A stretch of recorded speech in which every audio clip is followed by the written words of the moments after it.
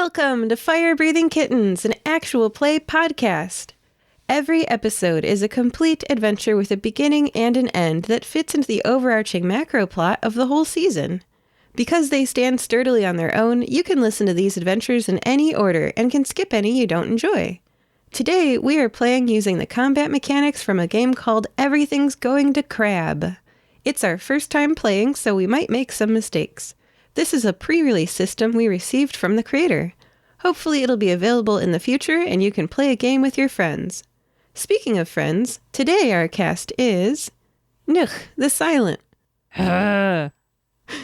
Oh, you need me to introduce. Sorry. So Nugh is a flesh golem who does not really speak because his voice box was not fully installed. He is about 6.5-ish feet tall, kind of grayish green skin, and wears a brown suit that is stained with the dirt of a grave. Ooh. Demyan Belov. Hello. My name is Demyan, and I come from a faraway land of Tridevятое Tsarna. I currently had the ability to finally shave my hair after a week spent in the woods, and I'm currently wearing a pair of pants with the pockets for everything I might need in my mechanical needs, and a sturdy jacket, and a pair of combat boots. Excellent. And Mary Elizabeth Stewart. Good morrow, my name is Mary Elizabeth Stewart. That's about as good as I can get with the accent I'm working on right now. But Mary is not of the Draws world. She's actually from 1500s London of our world and got magically teleported to this place. She is 5'4", has ruddy skin and brown hair that's done up in a braid right now. She wears a pale blue kirtle over a white smock. And I'm going to be doing my best to speak in Shakespearean English. It's a learning process. The goal is to speak with the grammar and the pronunciation of Mary's original time and to be unintelligible by the end of the season. Excellent. Today we're playing the pre-release game called Everything's Going to Crab. Your objective for this game is to convince non-player characters, or NPCs, to turn into crabs. Think of it like that Lord of the Rings movie where the dwarf and the elf were competing to count the enemies they killed, except in your case, you get points every time you convince an NPC to turn into a crab. Your character doesn't start out knowing about this objective. So player knowledge and character knowledge are different. So I'm asking you to roleplay. Okay. But anyway, if you're able to find the way to turn into crabs in the game, then your character will have 3 aspects to their stats: eyes, hands, and legs. Each aspect has a sliding scale from 0 to 100%. The first aspect slider ranges from human or humanoid eyes on the left to crab eye stalks on the right of the slider. The second aspect slider ranges from hands on the left to crab pinchers on the right. For example, if you have 80% hands, you have 20% pinchers. The third and last ranges from feet on the left to many crab legs on the right. Different actions are easier to perform as a humanoid or as a crab. For example, driving a car is easier with 2 feet, not 10, while walking up a wall is easier with crab legs with their pointy ends. You succeed at what you're trying to do if you roll under your percent number. An example skill roll would be if you wanted to skitter up that wall like it was nobody's business. You would roll 2 10-sided dice to generate a number between 1 and 100. If you have 60% crab legs, then a roll result of 45 would mean you succeed, while a roll of 80 is higher than 60, so you would fail. After each roll, you're allowed to change your slider. And that's basically all the rules. Like all of them. So, you don't have any crab stats yet, but during the course of this game, something might happen if you explore. And you might start becoming able to be a crab. Which is good, because if you don't have at least 80% crab in all 3 traits by the end of this adventure, then you won't survive the giant tsunami wave that is on its way to wipe everyone out. Who could have sent that? What's going on? It's a mystery. But whoops, those are some spoilers. So, does anyone have any rules questions? Yes. You mentioned that after we succeed or fail, we can change our stat by how much? I have sent a table in the before game chat, and there's a list of plus or minus 5 things you can do. For example, with your feet, if you go to sneak around and you roll for sneak, you can change your stat by plus or minus 5, and driving a car is plus or minus 10. So I've sent you a table. Yeah, and you can do lots of things. This is just an example table. So for the game creator, if you're listening, I took your example list and I tripled it so that my players would have lots of options. Like, for example, I added write, like writing using a pen, under human hands. That was from me. Yeah. So it seems like what it is, plus or minus 5 is for tasks that you can do better one way, but may also be possible with the other. So like, pushing something open with your hands as a human, you could also do that as a crab with your pincers. So like either one you choose could be like plus 5 or minus 5. But things that are more specific to either human or crab are like the plus or minus 10. Do you say that's about correct? Yeah, I do seem to have done that. I did put burrow on the 10, and I would say burrowing is more pinchers than hands. Yeah, that is good pattern recognition. I didn't realize I was doing that. Although swim is under plus or minus 10 anyway. So yeah, it's just a list of things, and I'm pretty flexible. So if you're like, I feel like this one's worth 10, I'd be like, yes. So, yeah. We're not playing the game. We're playing the GM. Okay. No, sorry. No. This will be interesting since when Nugh really needs to be understood, he writes on a slate and his hands are only 40. That should be interesting. Yeah, you're going to have pinchers and you're going to have like no hands and no speaking. Oh, man. Yes. Get ready for some interpretive crab dance. Yes. All right. Is everyone ready to start the adventure? Yeah. Yes. All right. You are all on a ferry, which is a large boat. It occurred to me that word means lots of things. And one of those adventures is way cooler than what I wrote. Like if you're all riding a ferry with like cool fairy wings and like, that'd be way, way more exciting. But no, this very large boat has room for horse-drawn carriages and hundreds of people. Although it's not full of hundreds of people now. There's like maybe one other passenger. Earlier, you explored and found a basement level that was off limits.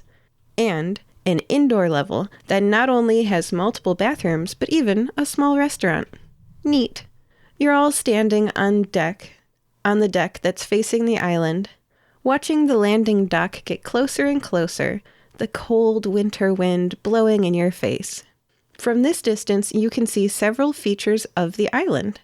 Inland from the landing dock, there is a large, gray stone building complex and a road that leads into town. Off to the left of the landing dock, the shore of the island is sand, a large beach, which has a crowd of people gathering on it. The ferry jolts suddenly. It makes a loud grinding sound. Grr, rr, rr, rr, rr. Its trajectory slows and it stops short of the dock, settling to a stop. Oh no, not again. Do you think there's something wrong? I'm just getting flashbacks from my last ride on an airship. Which ended not really well. Oh, that was must not add. intentional. I'm sorry. Aw. Well, what happened? Apparently it crashed. Oh, glad you're here then. I'm glad too. I'm so glad. It was like the first moment I'm tinkering on the engine, trying to make it not explode on the way. The second moment I'm falling out of the sky, glad I packed my parachute. Thinking all the wrong choices in life I have made that led me up to this point. And the next moment I see trees closing in rapidly. Ouch. And how didst thou save thyself, if thou wert falling from the sky? Luckily I had my parachute on. What is this parachute you speak of? I know not what it is. It's a giant piece of cloth that slows your descent from the sky. Huh? Mary's just like currently thinking like a blanket? But how is that supposed to slow you down? And she's now looking at like the tall buildings, like if there are any tall buildings on the island, and thinking like, if we were to jump off of that, would my dress be able to sustain my fall? But no, that's not possible. She's just deep in concern. Witchcraft. Well, Indeed. any technology could look like witchcraft if it's sophisticated enough. Yes. Nugh nods sagely and puts a big meaty hand on your shoulder. Exactly. Well, I'm not entirely sure I'm on board with any witchcraft, but I must say, if it saved you, then it must not be witchcraft, for witchcraft is evil and of Satan. And Satan would never allow one to live. I guess you could put it that way. Anyway, I am alive, and we are alive, and this ferry seems not to be sinking. I'm having so much fun already. Yeah, me too. So we're approaching the beachhead, right? You were. Now you're about 25 feet from the dock. Okay. And you said there's a large gathering on the beach? Yes. Okay. Nugh is going to kind of peer over the side and observe, see what the goings on. All right, you are a few hundred feet away, or like a football stadium where people are just like colorful dots at this distance. Do I hear any music? Oh, yes, you do. And the music is coming from, by the way, listeners, I sent them a map. The letter B on the map for the Beachside Community Center, which is a building with glittering windows overlooking the beach. It's even further away, but even from this distance, you can hear some from like a party or something. Nugh looks very excited. Well, I do not see why we should not dally here. Dally here? Man, this is hard. Nugh, you seem to be quite taken with the music that I also hear. Would you like to go see it?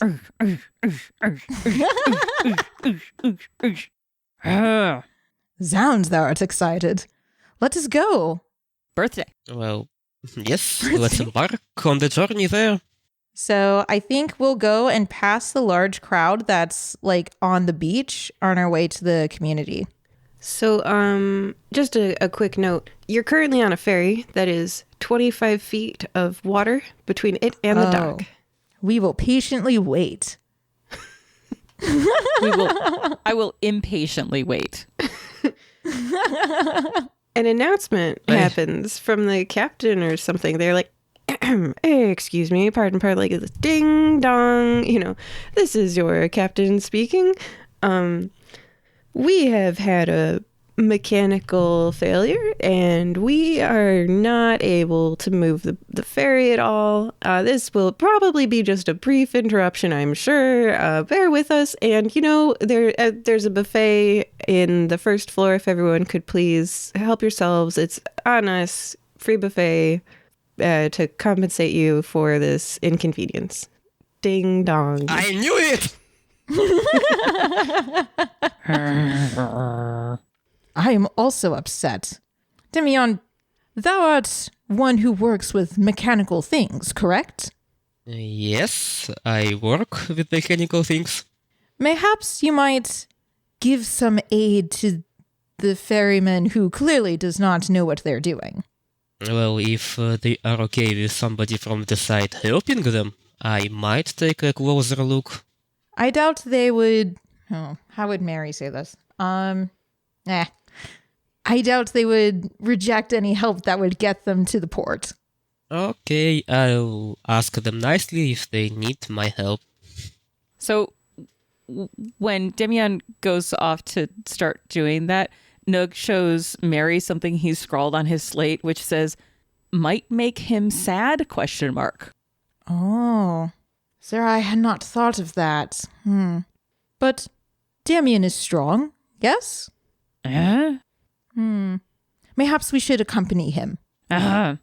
We'll go and follow Demyan to wherever the breaking, whatever is malfunctioning on the ferry.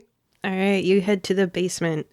You are walking, it says, if they investigate the cause of the breakdown by going to the basement level. I have a lot of like conditional things here, like branches and paths you all can go on. So that is the branch. Okay. It says, you are approaching the door in the basement level that says like engine room or motor room or whatever.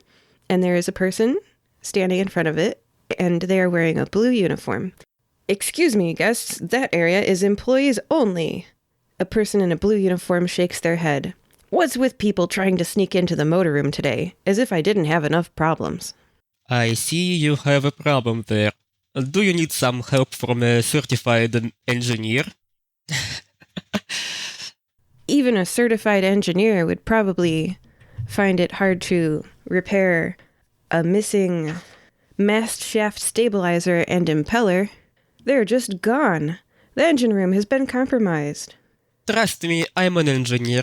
We can improvise something. Okay, so all attempts and like checks are going to auto pass because you guys don't have stats yet or magic crab powers. So this passes and you are inside the engine room, and with your mechanical history and background as an engineer, you're able to see this ferry has the capability to be powered by kick paddle or by sail. But both of the things that would be necessary for doing those are missing.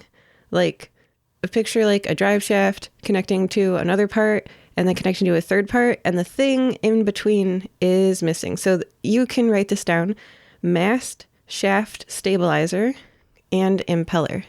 And you feel like if there was either a giant sail, like a really big sail, or an impeller, that you could kick paddle this ferry or sail it out of here, but without those sort of like key video game items, you would not be able to.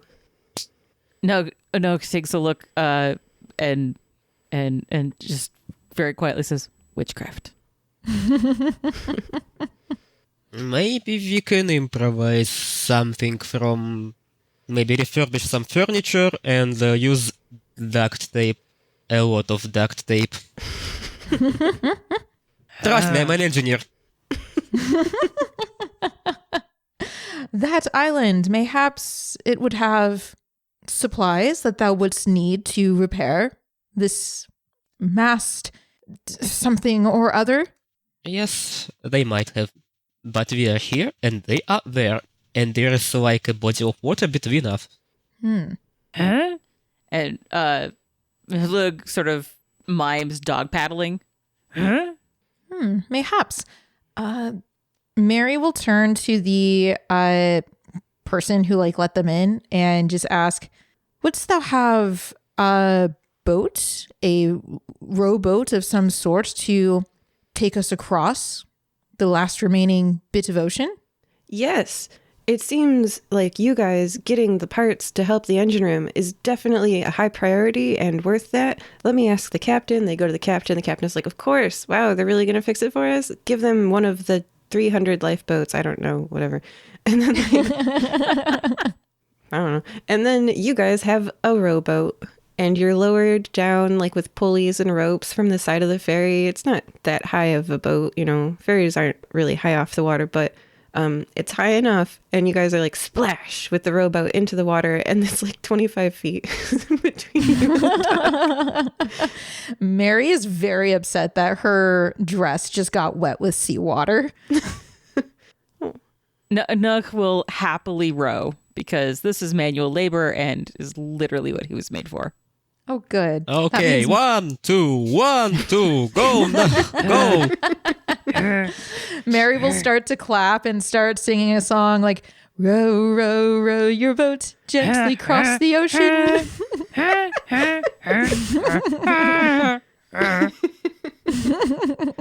I feel like we get there in no time. Yeah. Oh, yeah. It was only 25 feet. You get there after like the This first is a verse. party boat is what this is. You arrive. Oh, I have stuff for you. Okay. From this distance, you can see several features of the island. Inland past the landing dock, there is a large gray stone building complex and a road that leads into town. Left of the landing dock, the shore of the island is white sand, a beach, which has a crowd of people gathering on it. I have sent you all a map with 9 locations on it. You're currently at the ferry. From here you can see the cannery complex and the crowd on the beach. Where do you go? We know the Beachside Community Center is past that crowd, right? Because we saw it when we were on our way in. Yes. I point that way. Well, I suppose if we need to find some mechanical parts, so that factory-like looking building looks perfect place to start. But okay, let's go dancing for a moment.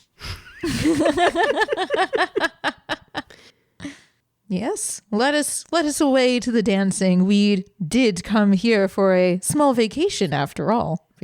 Vacation's not an Elizabethan word. For a holiday.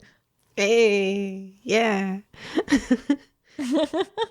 Okay, so the party seems united. You are walking towards the Beachside Community Center, which does take you past the crowd. So, a crowd of people wearing suits and dresses are gathered on the beach, all craning their neck to look closer to the middle.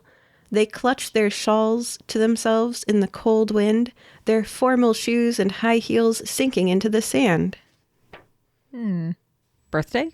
Mayhaps. Mary's going to go in and take just kind of like, not elbow her way through. She's going to try and see what's in the middle that everybody is staring at. She's very curious, but she's also very suspicious. She's like, is this something that we need to be aware of? Is this also witchcraft? Not birthday, but witchcraft. And Demyan and Nugh are also in the crowd looking, right? No? Yeah, I'm going to follow Mary. Absolutely. Who am I not to follow? Collectively, multiple people at once go, "Ah! Eep! It moved! Oh!" Laying on the boundary between sand and sea, a wave splashes onto a mass of tentacles, a giant eyeball. It's a squid. And indeed, it's alive. You can tell because a deep gnome man, middle-aged, 3 feet tall, gray hair, mottled gray skin, and black eyes, pokes the squid with a stick. The squid flails a tentacle in response, and the man says, "Professor Spock might be interested in the experimental results if I tested the new powder we acquired on this squid." The deep gnome tugs a leather satchel that was hanging on his belt, freeing it. He loosens the drawstring, opening the bag, and tilts it over the squid. But nothing happens. He looks inside the bag, holding it up over his head. And still nothing happens. He shakes gently, and whoosh! All at once, a red powder from inside the bag pours onto his face, fills the area, and drifts over town in a red cloud. Coughs everyone in the crowd. You feel tingly. Everyone, please roll a D100. Why does curiosity have to be so deeply tied to suspicion? I suppose 3 zeros should be counted as 0 or 100. I think 100. Dang. I got a 44. And I got 60. 60. A 44 is the lowest, and much like golf, this game prioritizes low. So, to the lowest roller I say, you feel great. Can you please pick eyes, hands, or feet? There's a very concerned Eyes. look. How about eyes? Okay, your eyes are boosted to 80% eye stock. That's amazing, and that triggers a transformation. Please describe. Oh my goodness. Cool. So Nugh, not the most normal looking quote person to begin with. His eyes are always they always look a little bit kind of bug-eyed anyway, and now they just completely literally pop out and sort of go out into sort of an antennae structure. Nugh does not seem to be concerned about this in the slightest. It doesn't hurt. So, birthday. The gray-skinned gnome hasn't noticed because they are amazed. They rap on the crab claw that has sprouted from the squid, like knock, knock, knock, and say, "Wow, this is strong material. I'd say it's impervious to all physical damage." And if you, the players, want to know, that's a clue. Crabs are impervious to all physical damage. Nice. Nice. And so the person is also very familiar to you, Nugh. You would say that you recognize this NPC. Oh, is this Nightshade? Yeah. Okay. Nightshade Lobo, which was not made confusing at all in the previous companion episode where one of the players was Dr. Nightshade, so I just called him Lobo. So, That's so anyway, so this is Nightshade Lobo. So I'm going to approach Nightshade and the squid, and I look at Nightshade and I growl, "Arr, witchcraft," and then I'm going to help the squid into the ocean. If I can. Oh, man. Yeah, so they notice, because now you are in their field of view and interfering in their experimental subject, that they're hoping to get, like, minion points with Professor Spark for having done an experiment. And so they would react to you being there. And so you said that you guys mostly get along, right? Well, I mean, we did. We were like former coworkers kind of thing. But we probably haven't seen each other since I left, without really saying goodbye or telling anyone that I was leaving or necessarily knowing I was leaving anyway. So, yeah. So he reacts like, my word, imagine, is that you, Nugh? Have you been... I'm about to ask you a bunch of questions. Have you been faring well?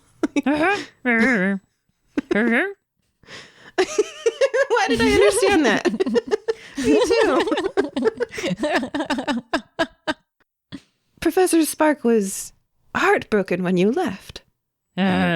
Witchcraft. And you've learned a word. And I point to the collar that's around my neck. It's usually hidden under the neckline of my shirt, but I kind of tug it down a little bit. Birthday. What a convenient device. I'm glad that you've been doing well. When you left without saying anything, I was worried that maybe I would find your parts in the trash heap. And I hold up my arm, which has the tattoo of the fire-breathing kittens on it. And I said, you've joined the fire-breathing kittens, Lobo says, making, doesn't miss a beat. Totally understands everything you're saying, just like the Groot, like the crew members understand Groot. Yep. And he notices your friends, or I guess might not, yeah. And I write on the slate, Demyan and Mary. Yeah, and at this point, Mary has like once those eye stalks came out of Nugh, Mary full on just screamed and fainted into towards Demyan's arms. It's up to Demyan whether or not he wanted to catch her. Demyan catches Mary. He looks at the doctor, at the squid, at the Nugh, at Nugh's eyes, at the doctor, at the squid, at Mary, and just goes, "Какого черта? Какого лешего ты... Excuse me, what the hell is going on?" Nugh is unaware that his eyes have turned into eye stalks. Perception is just, it's fine. Everything's fine, right? Yeah, Right. You have amazing what is it called? Polarization now. You can see the world in sort of like polar sunglasses that let you see through the water surface, the reflection on the water, and you can see all the fish in the water. You have polarized eyes now. And you can see in two directions at once. So I have a question for you. Yeah. Because eyes are required for nonverbal communication. Yeah. How well am I doing with communicating? You guys can choose when you roll. So Okay. I'm a nice GM. So you can choose to roll nonverbal communication to adjust your eye stalk slider at any time. And at 80, you are set. If you never want to challenge roll on that stat again, you never have to. If you end the game with 80, you will survive the giant wave. Mm-hmm.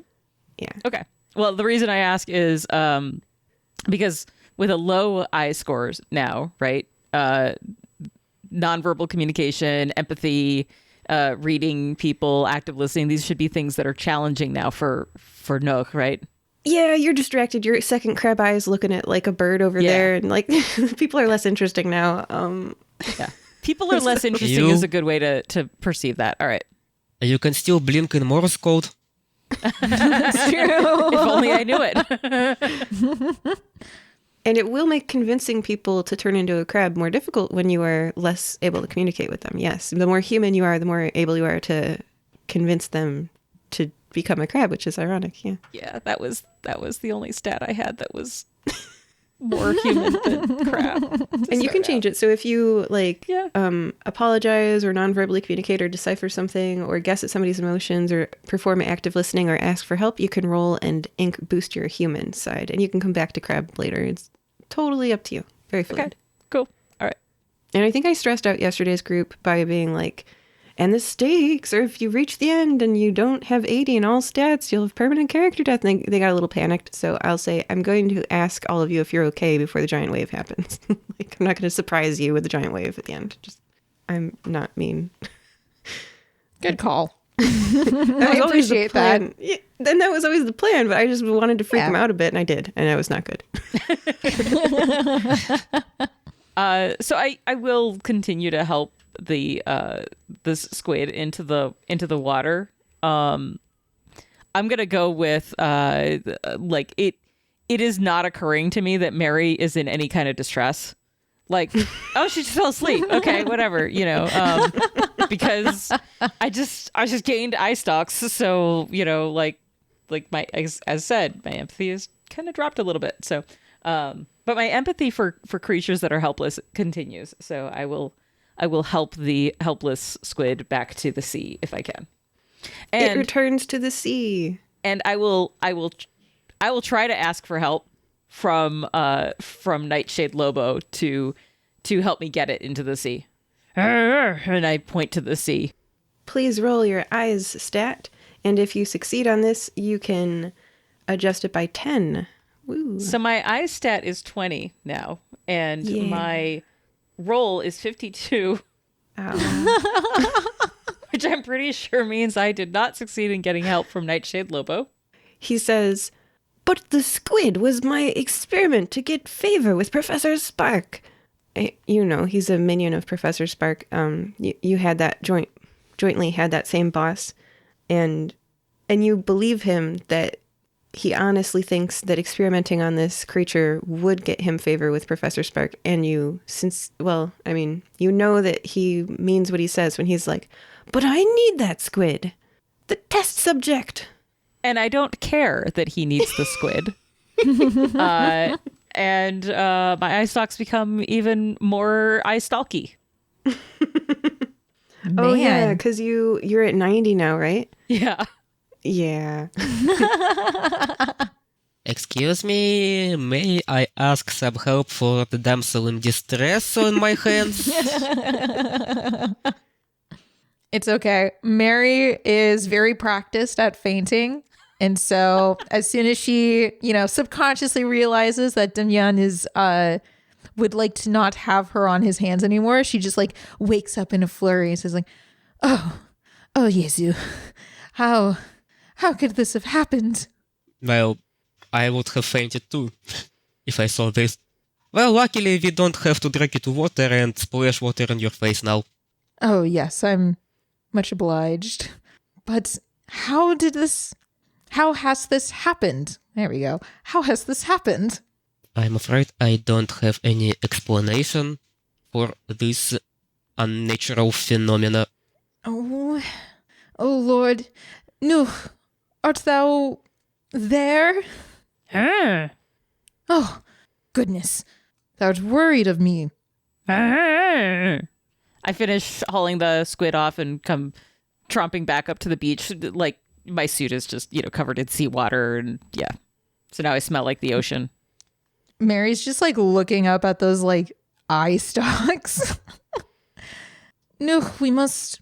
Is there a way to fix you? God, this is so much harder than I thought it would be.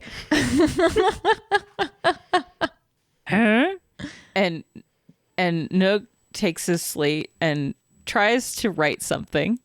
Ooh. I think I need to roll for this, hands. right? Hands? Yeah. Oh, God. Oh, yes. Okay. My hands is 40, and I rolled a 28. Nice. So I I write on the slate, Nugh is not broken. Aw. And what's your new number? Because you can adjust it by 10 if you would like. So for the listeners, I figure a success means you should be able to add or subtract as your choice. So your new hands number is? Can I leave it as it is? No. Okay. Then my hands is 50 and my pincer is 50 as well. All right. And what do you write? I wrote, Nugh is not broken. Nugh is not broken. Aw. Well, praise the Lord. Well, don't fix something that is not broken. Indeed, but 'tis not natural. Is this perhaps Hey. a portend of something else dire? Hey, he says he's okay. I don't see any problem if he's okay. One of my eye stalks keeps looking off at the community center where the music's coming from, by the way.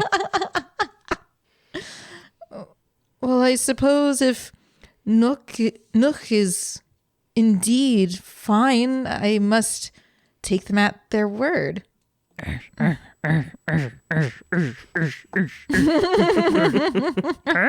Look how energetic he is. He's totally fine. Totally. Birthday.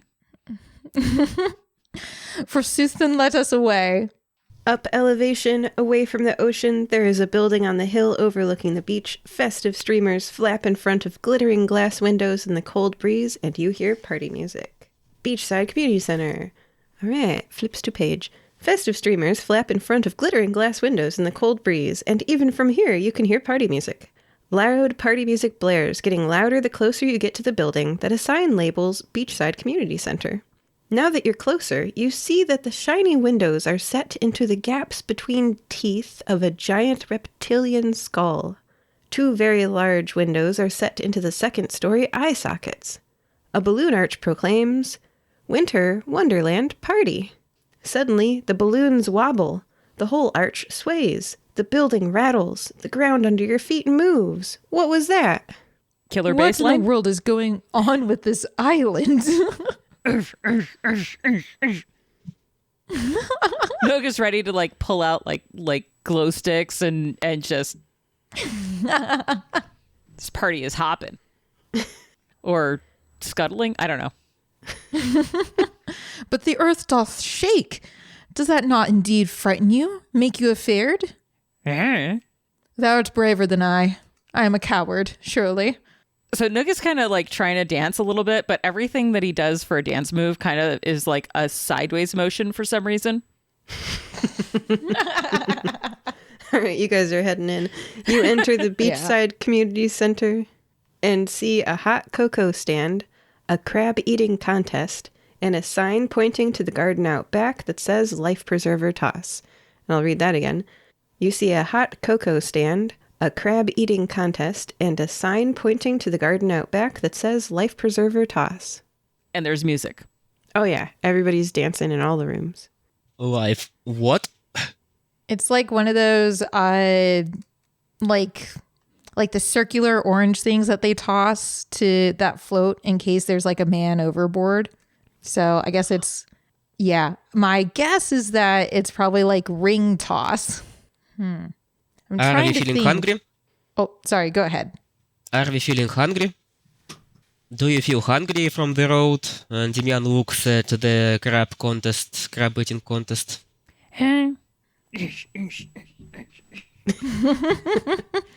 I think Mary would choose to go with Demyan to the crab eating contest. I was actually just thinking to myself, like, is seafood, I really should do more history reading on this, but was seafood a thing that people ate in the Elizabethan era in London? I don't even know if she'd know what crab meat is. Oh, absolutely, because London is a port city. Oh, yes, you're right. Yeah. I don't know these basic things. Okay, then she'd be totally down for it. She's going to go and eat some crab with Demyan. All right, and then for your reference, Nugh, the person that you're dancing with, is your choice of Nima, a lady, or Yarrow, a guy. Do I have any further description? It doesn't really matter. I don't care. It's. I'm gonna roll a dice for this. Heads, it's Mina, or not heads. Odds, it's Mina. Tails, it's Yarrow. Or not. Evens. It's Yarrow. All right, you're dancing with Yarrow Ostachuk. He introduces himself. You go, It's really, yeah. All right. So you guys are heading to the crab eating contest. You enter a room with long picnic-style tables and wood benches. Each table has a white paper tablecloth on it and many paper plates. There's a raised platform with a podium at the end of the room. People are milling about. A woman in her late 30s in a pink, shimmery, strapless gown sits down in front of a paper plate and begins pulling her elbow-length, pink, shimmery satin gloves off finger by finger. So, do we sign for the contest somewhere, or... You're asking out loud? So then she will look at you and say, "Yeah, I signed up with them," and points to a person. Demyan looks at the person she's pointing at. Yeah, they are accepting, it looks like $200 for a wristband and participation rights in the crab eating contest. $200? I know, That's a like, ripoff. Do we even have that kind of money? I'm not sure. Now, Demyan, forsooth, I am a Lord-fearing person and law-abiding, but mayhaps we can steal a little bit of food and fare for ourselves without paying that exorbitant price. Yes, I'm thinking the same way. So, GM, what do we have to roll anything to be sneaky and steal some food? Maybe like legs? Officially, yeah. This is the, from the rule book, feet plus or minus 5 option is sneaking. Okay. Let's Yeah. go and sneak, Feet? Demyan. Excuse me, feet? Apparently, that's one of the ones that came from the rule book. Okay. Sneaky breaky. It's 66 and my feet are 70. Okay, beating it by 4, I got 43 and my feet is 50. beating it by 7. You're both able to add or subtract 5 from your feet if you would like. What's your new number? I guess my feet would be even more human-like, so they are now 75. Yeah, I think going to like 55 would probably fit the story in this sense. Like Mary definitely does not want to turn into crab at this point. So new score is 55. All right, and describe what happens as you successfully sneak. And the person is Tatu Leknim. Tatu. They have a name tag. They're part of the Beachside Community Center staff. And they're behind like a metal box with cash in it and wristbands. And the metal box has these like insert rows for 5, 10s, 20s and cash. Can we go for the food itself, not for the wristband?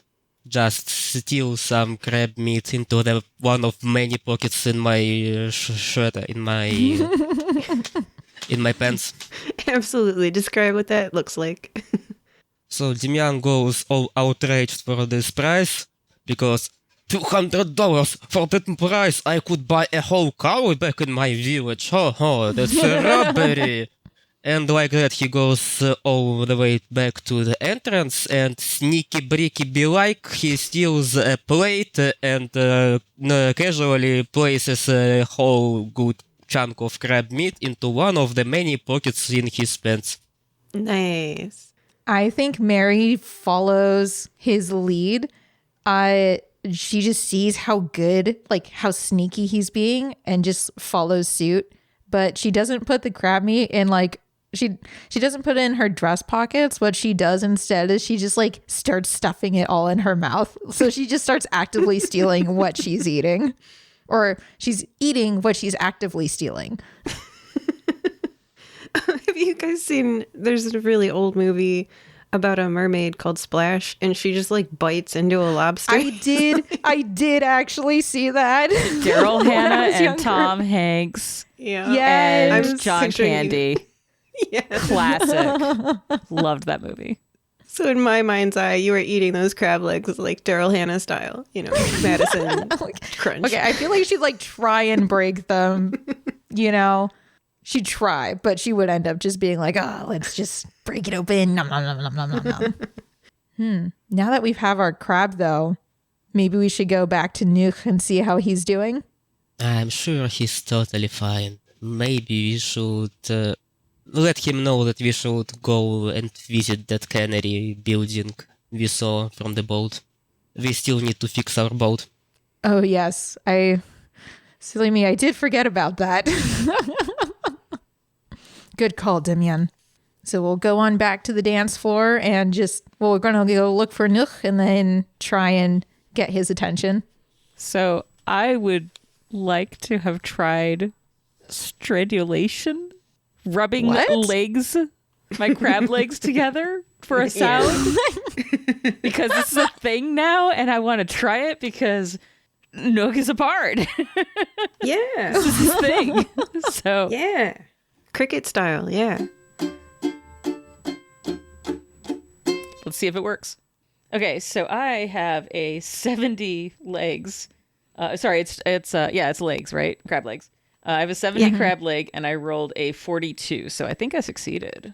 Yeah, you did. I have a new musical instrument. I'm so excited. Nugh is become crab.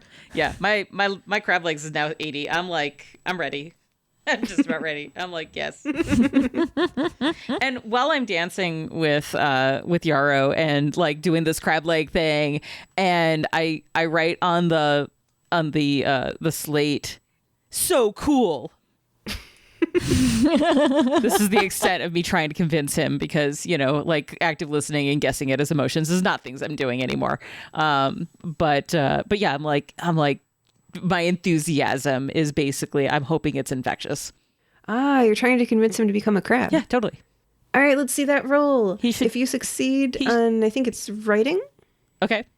Writing is hands. Yep. Then they will indeed start to become a crab. The powder has spread over everyone on this island. No. So I do want to try and I would like to argue in Nugh's favor. Can it be legs instead? Because they're showing off their cool new instruments. Yes. At like a dance rave. Yeah. You can use stridulation crab legs or writing hands. Okay, so if it's stridulation crab legs, I made it. And only because my crab legs just shifted to 80 because I rolled a 78. Oh my gosh. Yeah, absolutely. Describe how Yarrow Ostichuk becomes a crab. So Yarrow is kind of caught up in this and like has secretly harbored a desire to join a band. But never had the musical talent, never had like the rhythm or the whatever. He's a pretty good dancer, but otherwise like musically not inclined. But now his whole body could be an instrument. Hell yeah. So he like embraces the crab within his legs and starts doing the stridulation as well. And he and Nugh get this kind of like almost like a drum circle thing going, but with our legs. And Nugh's player gets 2 points. You're currently in the lead.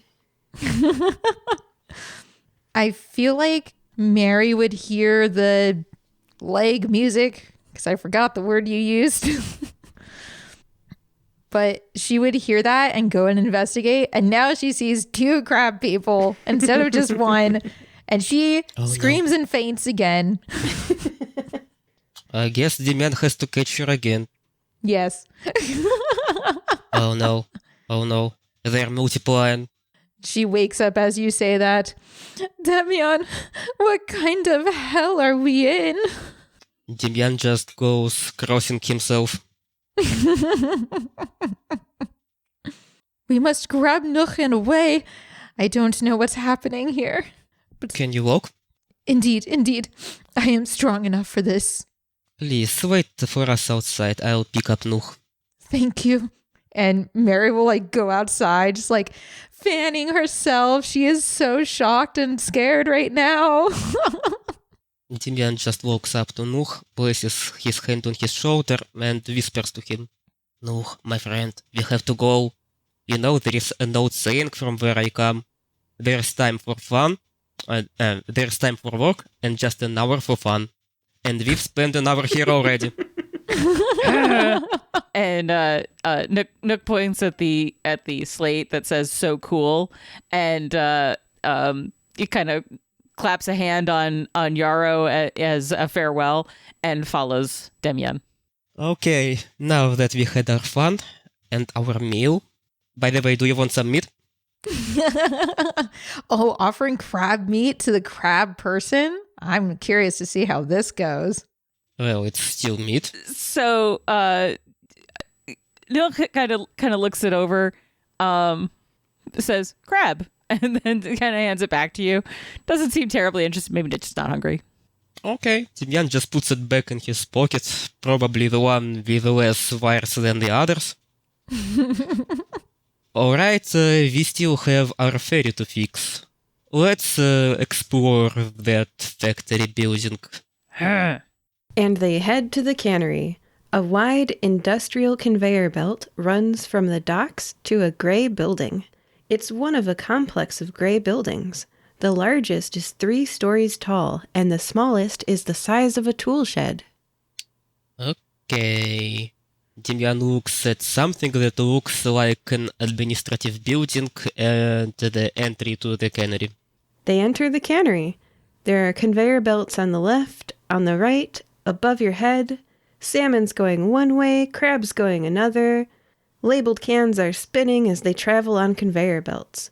Scattered individuals stand around this building, each person rapidly interacting with the conveyor belt at their station. "Hey! What are you doing here?" shouts a red-faced woman who stomps up to you. Excuse us, our ferry has had an engine malfunction. Do you happen to know where we can get some spare parts? I would like for you to roll some kind of stat to see if this succeeds or fails. Okay, what stat do you think it would be? Maybe with human eyes. That's what I was thinking too. And this is a clue. For some reason, you have disadvantage trying to convince this person to help you escape the island.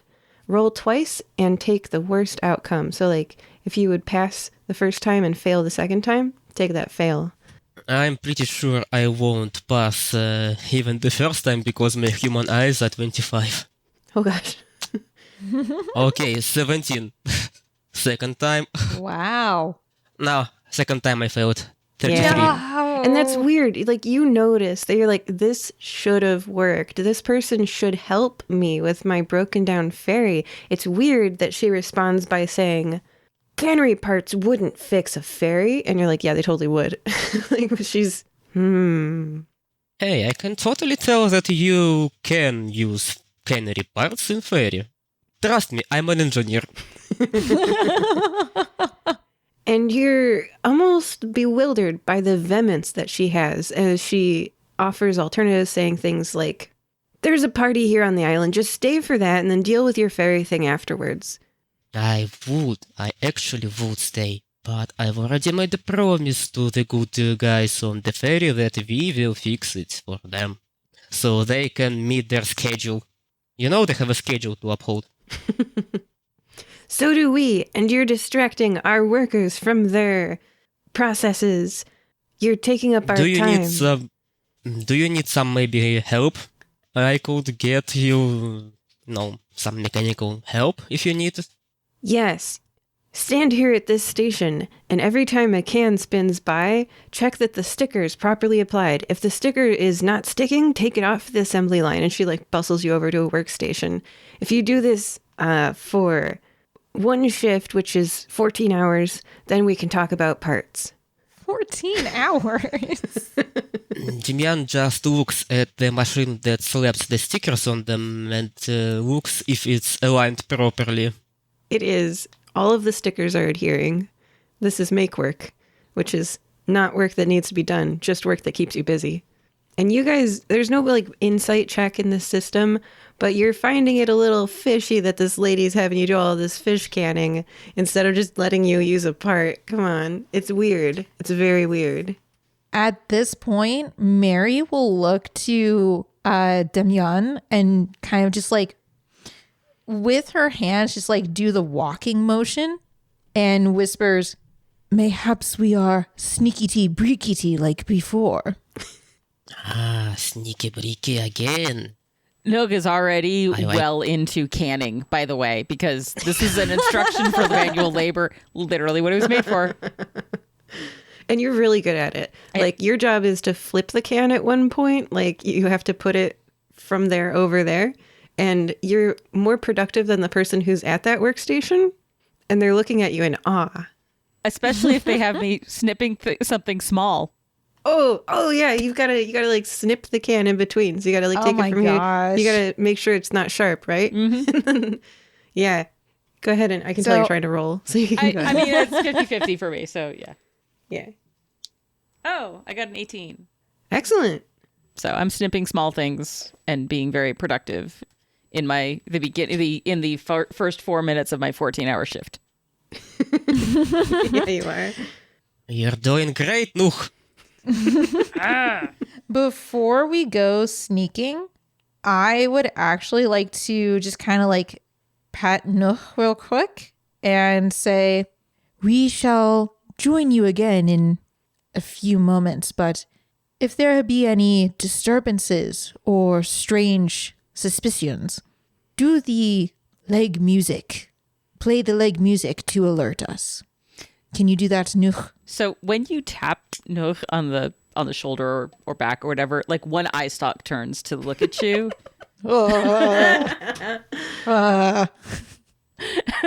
But yes, in response, he rubs his legs together and makes that noise.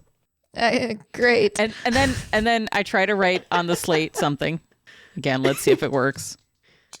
I got it. The moment the eye stalk turns around, Demyan already is in position ready to catch Mary. Nice. So I got a 29 on my dice roll for writing, and my hands is currently 45. So I am able to write, do you need a distraction?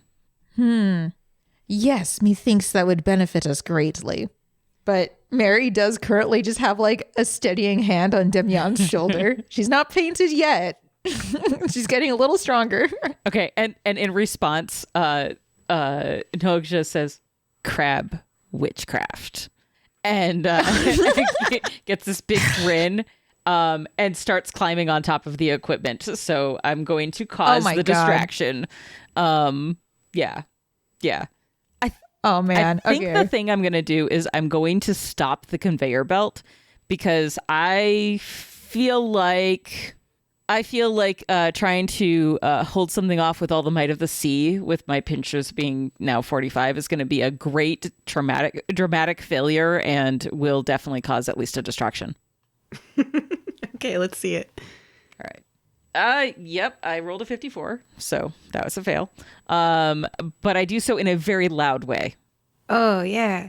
The cans that were on so you attempt to hold something with the might of the sea with your pinchers, and you slip. So the conveyor belt's like vibrating because it goes a little bit and then it stops, and it goes a little bit and then it stops, and all the cans get like oscillation going on, and they start rocking and they start falling off the conveyor belt because they're being jerked, and the cans fall off the conveyor belt and hit the red-faced manager on the top of the head, and it would be a horrible fatal injury for most people. And you have crab eyes. Yeah. So I want to give you and your dipolat polarization, take one of them free rolls that the GM is like, hey, roll for that. It's a 43 and my eye stalks is currently 90. You succeed. So you see for a brief second with your polar vision that the reason why her head is not smashed in and she's not dead, is that her hair became crab shell. Yeah, so I see through her disguise, right? Yes, you see through her disguise. This is an imposter crab. Okay, I point and yell, crab!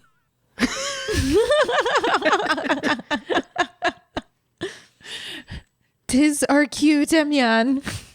And I think during all of that chaos, Mary will rush outside of the building and then turn to him and say, now, sirrah, where wouldst the rogues keep tools? Where shall we go?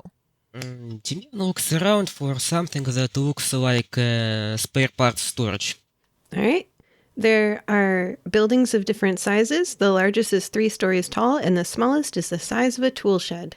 I'm going to have you guys start heading towards the tool shed, but we've got, back to the main cannery, the camera switches, a combat happening now because you shouted crab. And she shouts, "Everybody back to work," the red-faced manager shouts. The conveyor belt above your head sways. The tracks interfering with the can's movement because of the vibration.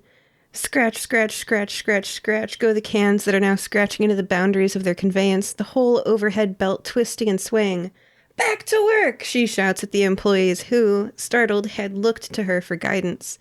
I'm going to roll a luck roll here to see whether or not they also saw the crab.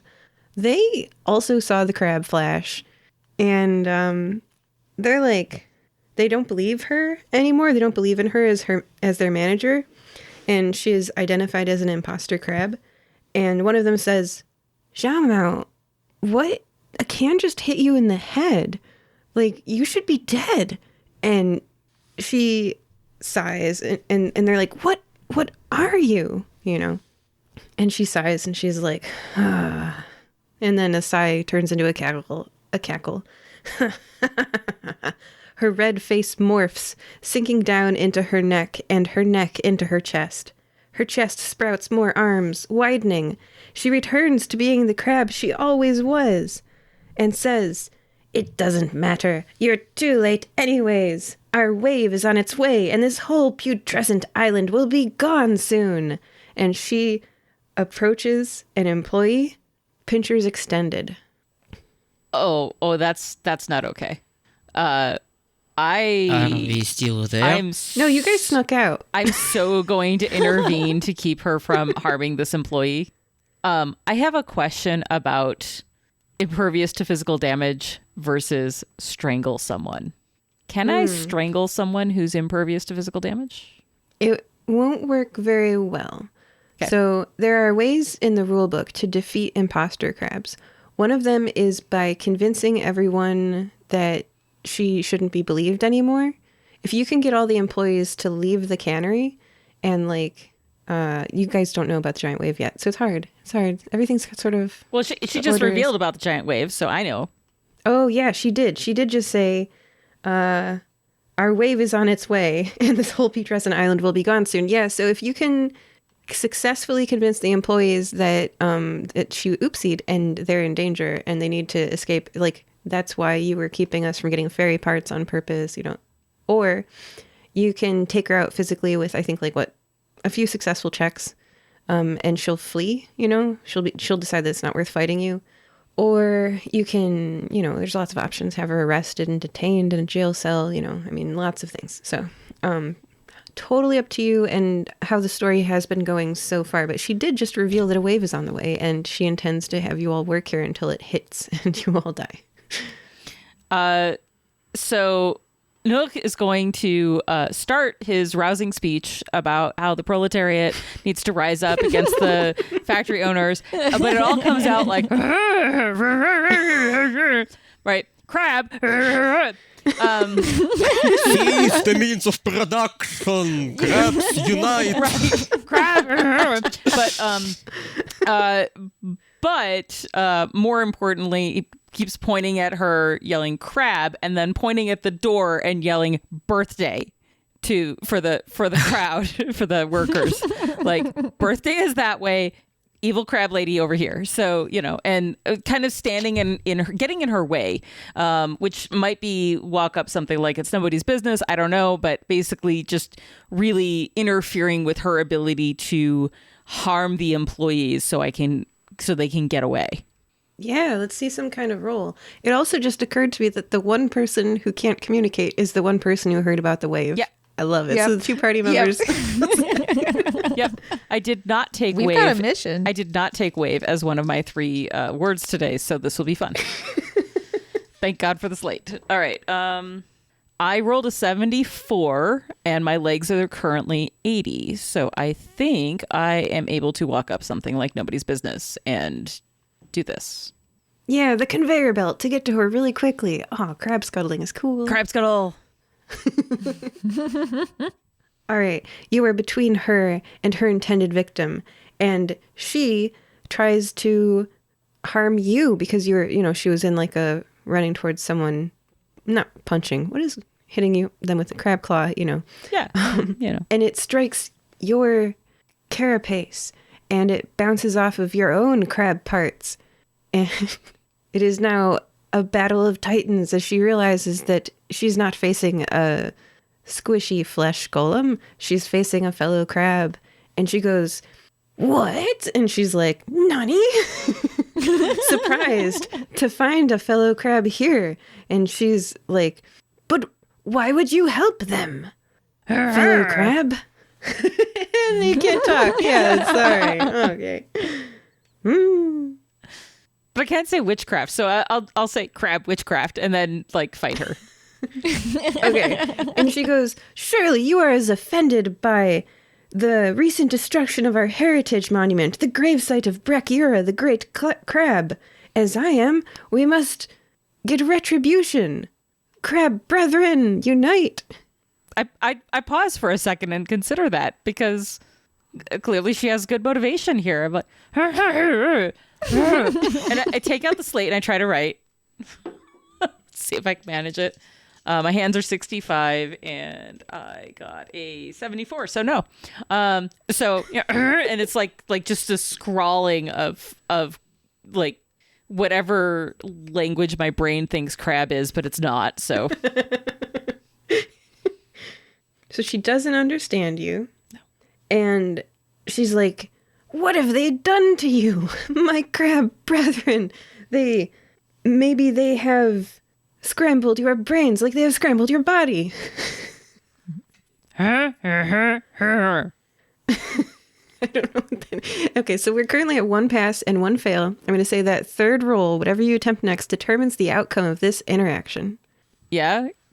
Can I scamper away? Yes, you can. I'm going to scamper away because my legs are 90 and I think I can do that. But she has a really good point, so I'm going to consider that as a concern. Oh, no. 77 out of 90. So I successfully scamper away. And hopefully the employees did as well. Did I distract her enough? Yeah, you can roll for them all having been able to flee with the Battle of Crab Titans, because you guys were smacking one another and like rotating around on the conveyor belts. You were clinging to the underside of the conveyor belts as they moved. It was very dramatic, and everyone was like, "Yeah, peace." I've been here like for 9 hours, so I'm good. And I want to see this anime. Me too. So you said I can roll for them. What do I roll? You passed. Yeah, that was the roll for everybody. Okay. We'll have that. Yeah, and you are alone in the factory until you scuttle away, and now she is left alone with all of her workers having fled, and her plan for them to stay until the wave hit has been thwarted. The crab battle made everybody run away from the cannery. Yay. Meanwhile, in the tool shed. In the tool shed, there are lots of tools here. Spinning blades for chopping up fish and crabs, tinkering parts for repairing the conveyor belts, something that looks sort of like a press, similar to one half of a printing press. The printing press was here for a certain player who wanted a portable printing press. So I was thinking they could have like half of the goal. They could have like the parts for the printing press from this adventure. So we'll have to stick that into more adventures for them. And pliers and cutters and extruders. Everything you could want in this tool shed. Now that's my kind of shed. Demyan just looks around for, anything he could use, if not directly to replace the parts we require. But maybe if he can find something to improvise the parts they need. Like use some conveyor belts for the transmission to the engine and so on. Absolutely. You find key quest item obtained. Okay, what do I find? What item do I obtain?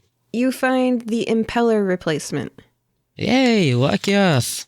Should we look for other parts in the other parts of the factory? Maybe we can take something off the working conveyor belt? Yes. I don't see why not. In honesty, I know not what we look for, but I trust you. Let's just say we'd expropriate the expropriator.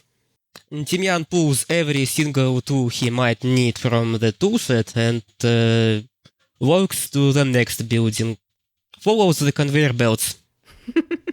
Absolutely. And in future adventures, you can cite the everything's going to crab one for the reason why you have so many tool parts. Absolutely. And as you leave this building, though, with your plan to like go to other buildings, you notice there are people running through the yard, like employees fleeing. They're all wearing the same clothes that you saw earlier when they were at their stations. You know, they're still in uniform and like in work gear, but instead of working, they're running. That's weird. And then you see Nugh running from the main building as well. And Nugh runs towards you all. Sideways towards you all. Scampers sideways. I'm just going to roll a D100 to see if Mary passes out. Oh, hey, no, she's okay. All right. Maybe she's getting used to it. I know. Scary thought. So Nugh runs up to you and is again trying to write on the slate. I'll see if I manage it. I rolled a 24 and my hand's a 65. So yes. And on the slate, Nugh writes town ruined crab temple. Revenge. What? Points the slate. Demyan just shakes his head with a wrench, scratches his head with a wrench, and looks at the slate. Do you want to take revenge on the city? No. Points into the factory. Crab, and then points at revenge. Revenge for the crab cannery. Town ruined crab temple. So, the good citizens of Unz City ruined some crab temple, and somebody wants to take revenge on them, right? Crab! Oh. And I erased the slate. Now I have to roll again for writing. God. Wait, my hands went up because I succeeded on that, right? Yeah. Oh God, by 10 points. Okay, so it's 25 or 75. And no, I got an 82. So it's incomprehensible. So I can't warn you about the wave. Well, it's distressing, but we still have a ferry to repair and parts to cannibalize from this factory. So let's just see if we can find Crab! some other. Crab! Demyan is determined to walk into the boss battle. You've got plenty of parts to repair the ferry with what you have. The ferry is able to be powered either by a giant sail or by a mechanical part. They're quest items you can obtain. You obtained the cannery's mechanical parts. Okay. Well, Nugh does seem rather distressed, and mayhaps we shall leave the cannery. Thou shalt leave us the cannery for now, so that Nugh may be happy. Birthday! Probably we should. Probably we should. Do you think they have some Melissa tea in this buffet on the ferry? Well, if I just read the map correct, or map right, there is an international house of crab meat. Mayhaps 'tis better than the buffet on the ferry. Probably we should give it a go. Nugh looks a little awkward. Oh. Oh, I'd like to see if my human eyes can detect Nugh's awkwardness. Yeah. Oh, God.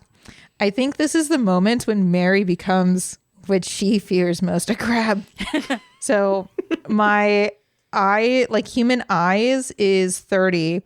Mary's not super perceptive to begin with. And I rolled a 63. So I think at that moment, the red powder that had settled on Mary from the beach suddenly expresses itself. And she doesn't feel anything odd either, but she does start, like, she's able to see things a little bit more clearly, I guess. She doesn't see that Nugh is bothered by the idea of eating crab meat, but she does see like where the employees are now running, and some of them, I don't know, maybe some of them are like hiding in the buildings in town where the International House of Crab Meat is. And Mary just says, "Indeed, it seems to be that way. Come, let us away." Demyan sees your eyes and just drops the toolbox in his jaw. Then he picks up his jaw, bends down to pick the toolbox, and do I have a mirror somewhere? And just looks for anything mirroring enough, like a piece of metal, and shows the reflection. Mary definitely faints at that point. Let me make a throw for hand if Demyan catches Mary or not. Oh no, his hands are busy with the piece of metal he used as a mirror. She just falls to the floor. But like crabs are impervious to physical damage, and she's starting to become crab. So there's just like a hollow thunk as she hits the floor, and her eye stalks just like go one way and the other. She's not happy. She wakes up from her faint, and she's just like, "'Tis witchcraft! 'Tis witchcraft!" Демьян starts crossing him again. Отче наш на небеси, да светится имя Твое. So, Nugh holds out his. Oh no, never mind. My pincers are really low. I was gonna offer to carry some things for you. You seem to be carrying a lot of things, but I think maybe Nugh really doesn't have the pincers for that yet.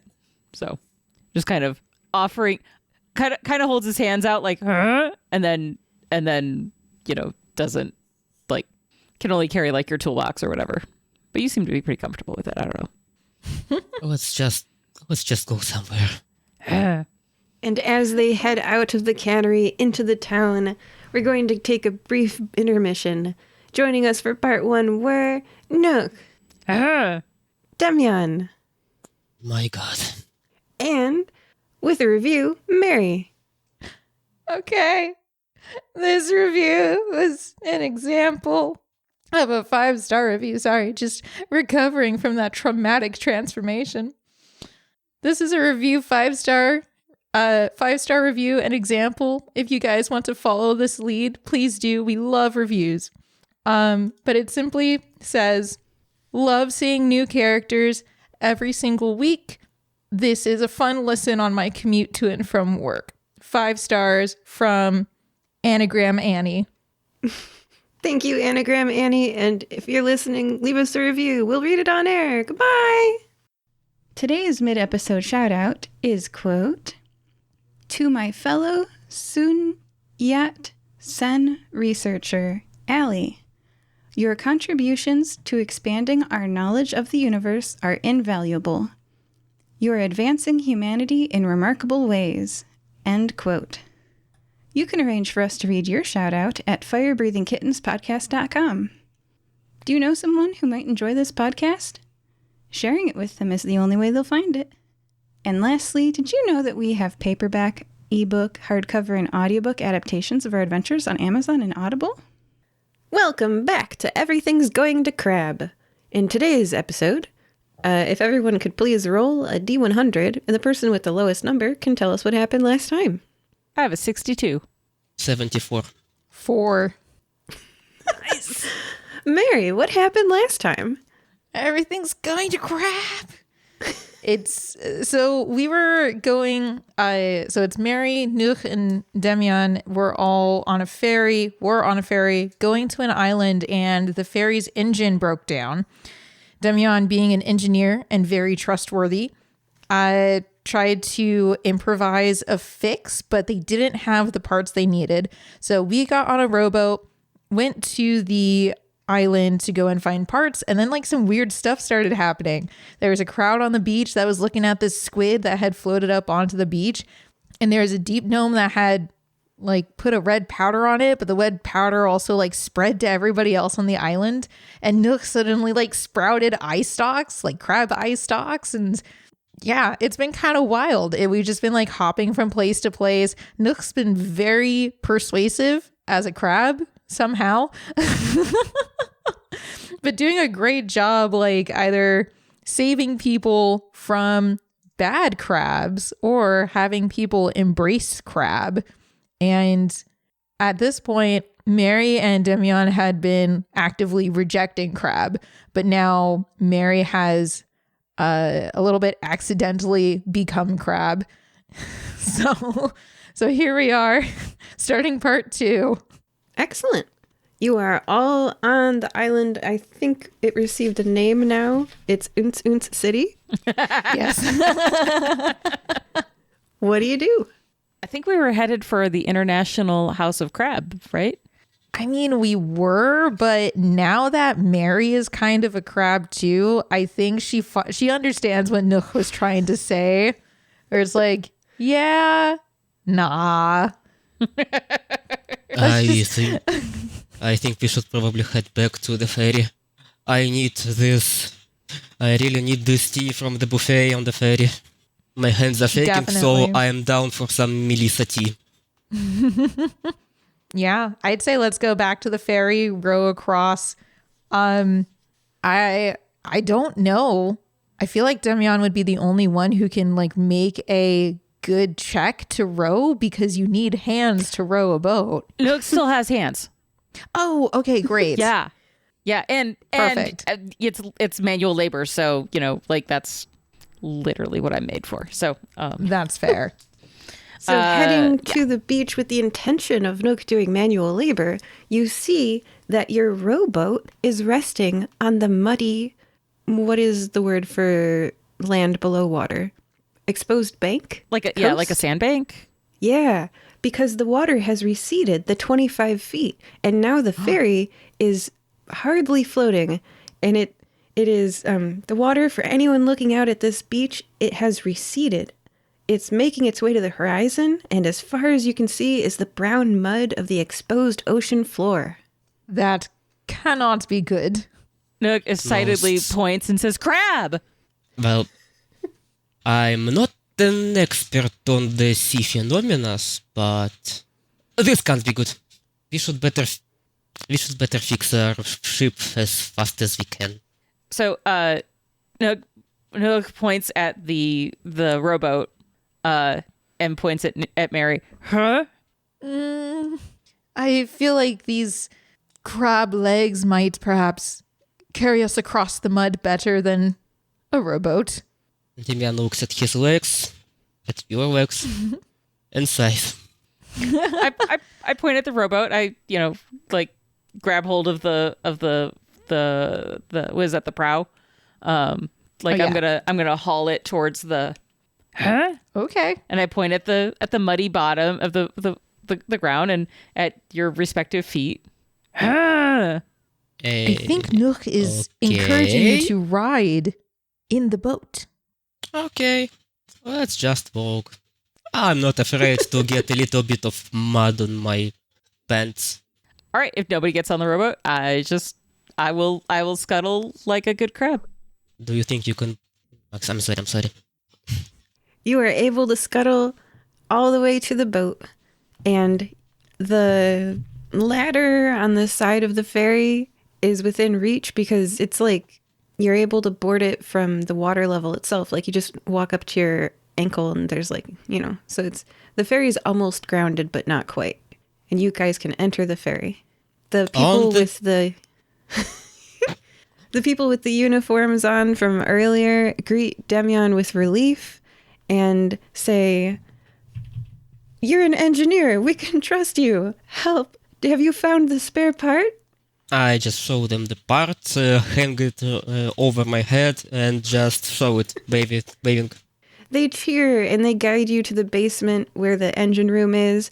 You are able, with your amazing engineering skills, no roll needed, to put the impeller into the place where it had been missing, repairing the boat and making it able to, now it can move itself, and it the boat pushes off from the land and ungrounds itself and is able to go into deeper water further out and put some rowboats on the side. So now we don't have to worry about people getting up to the boat. Don't worry. Like, if you can get to the beach, you can get on the ferry. There are 300 lifeboats. See, no worries. Nothing a little bit of ingenuity and a lot of duct tape can't fix. While Demyan has been fixing the stuff, Mary will ask one of the, like, whoever the ferry person is around, Forsooth, the water seems to be strange. Dost thou know what is happening? I'm going to roll for their response. Because I do have crab eyes. Yeah. Okay. The roll result is that they say, the water receding like this is normally only done at tides. For it to go this far, this fast, is really unusual. I've never seen anything like this before. I think turning to the other two, Mary will say, methinks some danger is afoot. Yes, I figured as much. We are in grave danger, my friends. Would it still be writing for me to draw a picture? You can draw a picture. Like that famous Japanese, the wave. Yeah. Oh, the Hokusai wave. Yeah. But I mean, this is in chalk on a slate. So, it's just like the island and like this gigantic wave and like little stick figures. One of them has a skirt. One of them is like holding a wrench. One of them's just a little taller than everybody, Witchcraft. I see now, Nugh. How could I have been so blind earlier? We are in grave danger indeed. Comrade Captain, do you think this ferry is big enough to accommodate for all the population of this island? Yes, it's rated for X number. And the town is X number. If only there were a way to alert all of them at once. Well, forsooth, we can go and warn everybody. Yeah, going door to door, house to house. Do you have a moment to talk about the great wave incoming? Mayhaps there is a crier who may go and spread the word. Surely the town hall or the constables might be able to warn the population. That's a sound idea. We should probably start with the town hall. Yeah, I'm seeing town hall and police station on the map here. So I'm kind of hoping one of them has like a PA system, like a danger system. Like it's an island. It should have like a tsunami warning system. So maybe we can go probably town hall, right? Or a bell even. Yeah. Which one do you guys think would be more likely to have one, the town hall or the police station? Let me have a look on the map. The Well, town you know hall what? is the first building from the ferry. Yeah, I was going to say it's on the way. So Yes. Cool. Yeah. Let's go. We'll rush on over to town hall. Ooh, scamper away at high speed. Can I see if my crab legs can take me there faster? Yes, you can. Yeah. Now that I am crab, I am embracing crab. do I need to even roll if it's over 90? Yeah. Okay. But you're pretty likely to succeed. Yeah. Dang. Oh, wait, no, my stats changed. Hold on. Oh, yeah, I failed that. I do not scamper at high speeds. My human legs are even more human. And it's good to announce your new stat number after your rolls. It keeps everybody in suspense because remember, you've got to be above 80 to survive at the end in all three categories. Yeah, so my stats currently are 35 for pincers, 40 for legs and 60 for feet. So I'm still pretty human, but my eyes are 75 for eye stalks and 25 for eyes. So my eye stalks are very crab-like. You make it to the town hall on your human feet. Red brick, white columns, a well-made permanent sign out front says Town Hall. Another temporary sign that's just a piece of paper says Public Forum Day. Does that public forum day happen to be today? Okay. Do you think we can participate in this forum to announce the impounding wave? Yeah, I feel though that since Nugh and Mary both have obvious crab features, Demyan might be the best one to try and convince them that a wave is incoming. Like, I feel like they just wouldn't trust crab people. Okay. You remember that printing press in the cannery? Parts for a printing press. Oh, it's not a full printing press. It's not a full. Sadly. Dang. I hand you my slate with the drawing of the wave. If only we could make it multiply in numbers. Okay, let's just try to convince them by the talking. Excuse me, where do I apply for this forum day? Are you all entering or is it only Demyan? I suppose it's just me. The most human looking out of the three. Can I stand under a window? Because I really want to hear this. And I can definitely see if I do, because I can just... That's true. You and I could both like be sneaky. Like you get one window and I'll get the other. Yes. We can peek around a corner in full cover. Yeah. There's a anime called Parasite where the eye stalk like travels quite a distance, and I am imagining that right now. All right. Demyan, you're in a clean building whose decoration choices could be described as an abundance of Grecian columns. There is a murmur from a crowd inside, down the hall, through an open doorway where dozens of people have sat. You can see them in profile, facing something further in the room. And it sounds like you're walking in. So you walk in. Past rows of seated chairs, there is a raised platform at the back of this room where a stately table and 5 stately chairs are. One of the chairs is empty, with only a label in front saying, Council Member Wowar. The rest are filled with, as their labels identify them, Council Member Galil, Council Member Berent, Council Member Hemi, and Council Member Kian. Kian is banging a gavel and saying, Order! Order! We will now vote on whether the fence needs to be torn down. All those in favor, raise your hands. I just wait for them to pass the vote and sneakily approach the person in charge. All those opposed, raise your hands. The motion fails. And then I just whisper to the person in charge, Excuse me, I have voting to pass. Should we evacuate the island because of an incoming great wave of doom that threatens to engulf the whole city and drown us all? Sir, please take a seat like everyone else. And what is your issue again? You said there's a wave. We need to evacuate the island because of incoming giant wave that will most certainly destroy the whole island. So the way I've done this is I've taken inspiration from video games, as you might have noticed with my key items, earlier. And I've got 1, 2, 3 conditional things that would make what you suggested successful. And you've done not that one and not that one. And yeah, so we could evacuate this island. We certainly do have evacuation sirens in place that would alert all of our residents to evacuation. However, in the past, when those sirens have been used without due process, it has caused quite the uproar. I am not sure where you are from, but this here is a democracy. We will take a vote. All council members in favor of sounding the evacuation sirens based upon the testimony of this unidentified tourist, raise your hands. And Councilmember Galil does not raise their hand. Councilmember Berent and Councilmember Hemi haven't been swayed to your side with your past actions, so they do not raise their hand. Councilmember Kian raises their hand just because they're like, whatever. This motion fails. Next.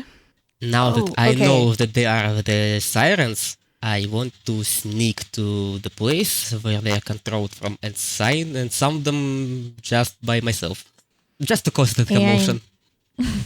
And I think while doing that, like, because Nugh and I are watching what's going on, I'm going to say to Nugh, Good Nugh, let us be rascals and scare the people so that they might escape the island. We are crabs. Crab. Demyan, the siren thing is much like how you would turn two keys to launch a missile. There are 5 lapels on the council members that they can each touch to activate the sirens. And you can tell the reason for this is because the sirens have been going off in the past when it was just 1 switch or 2 switches, and now it's all 5 council members have to press on the button on their lapel at the same time. So it's physically on 5 people, and it has to be pressed at the same time. Okay, then I just walk outside, make myself look like I walk outside. And the moment I step outside, I see the crabs and scream at the top of my lungs, "The crabs are coming! Sound the alarms!" And make a gesture to my company, to my crab friends, to just jump out of their hiding and scare them into submission. So definitely like totally embracing my biggest crab walk, and I make the stridulation noises, and I like go do the my hands still look like hands, but I make them move like they're pinchers anyway. And I scuttle sideways, and like the whole thing with this creepy eye stalks and everything.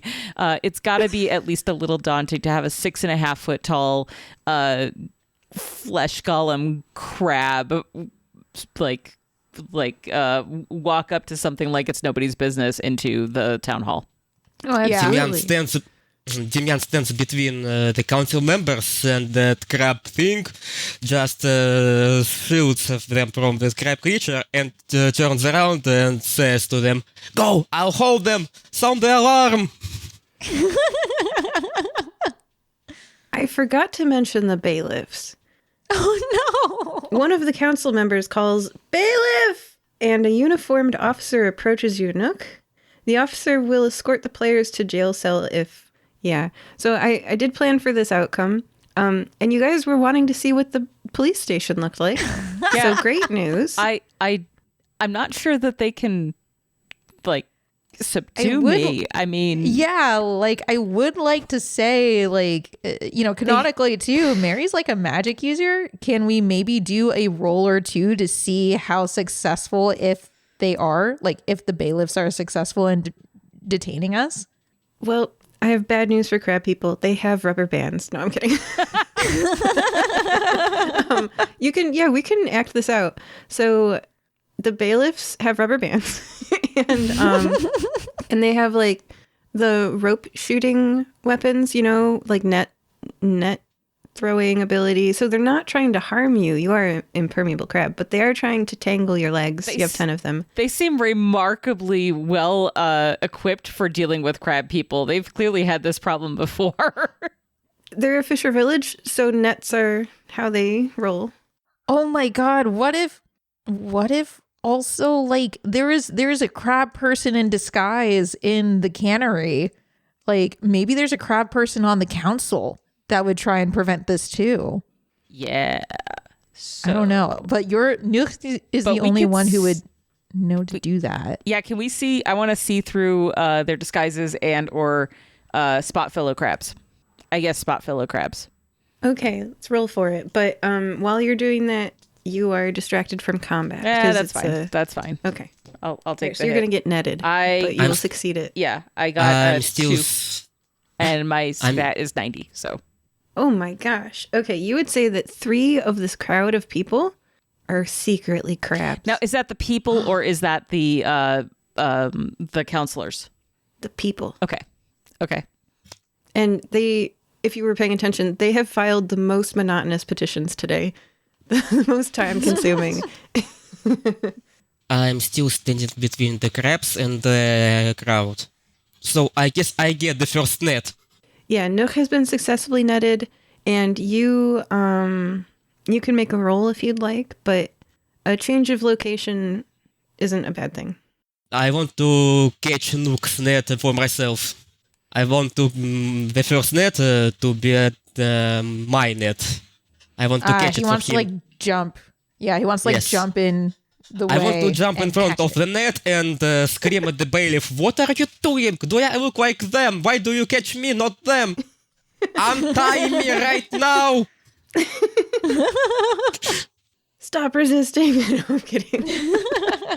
So I just jump in front of the net and catch it for myself, and just get entangled into the net myself and scream at bailiff, "Do I look like them? Untie me right now!" Sorry, sir, we will in a moment. Oh my gosh, crabs! And they try to net Mary, the eye stalk Mary. Yeah, Mary has just kind of been like, so Mary doesn't have control of her magical powers. So I'd like to kind of go Cyclops here and have lasers shooting from her eye stalks to cause commotion. And let's do an opposed roll. I remembered these exist. And I'm gonna roll for the bailiff 2 hands to throw the net. Okay. And then I would like to roll eye stalks since there are lasers coming at to try and cut the net. Yeah. All right, let's see your roll. I am 70 below, which is pretty high.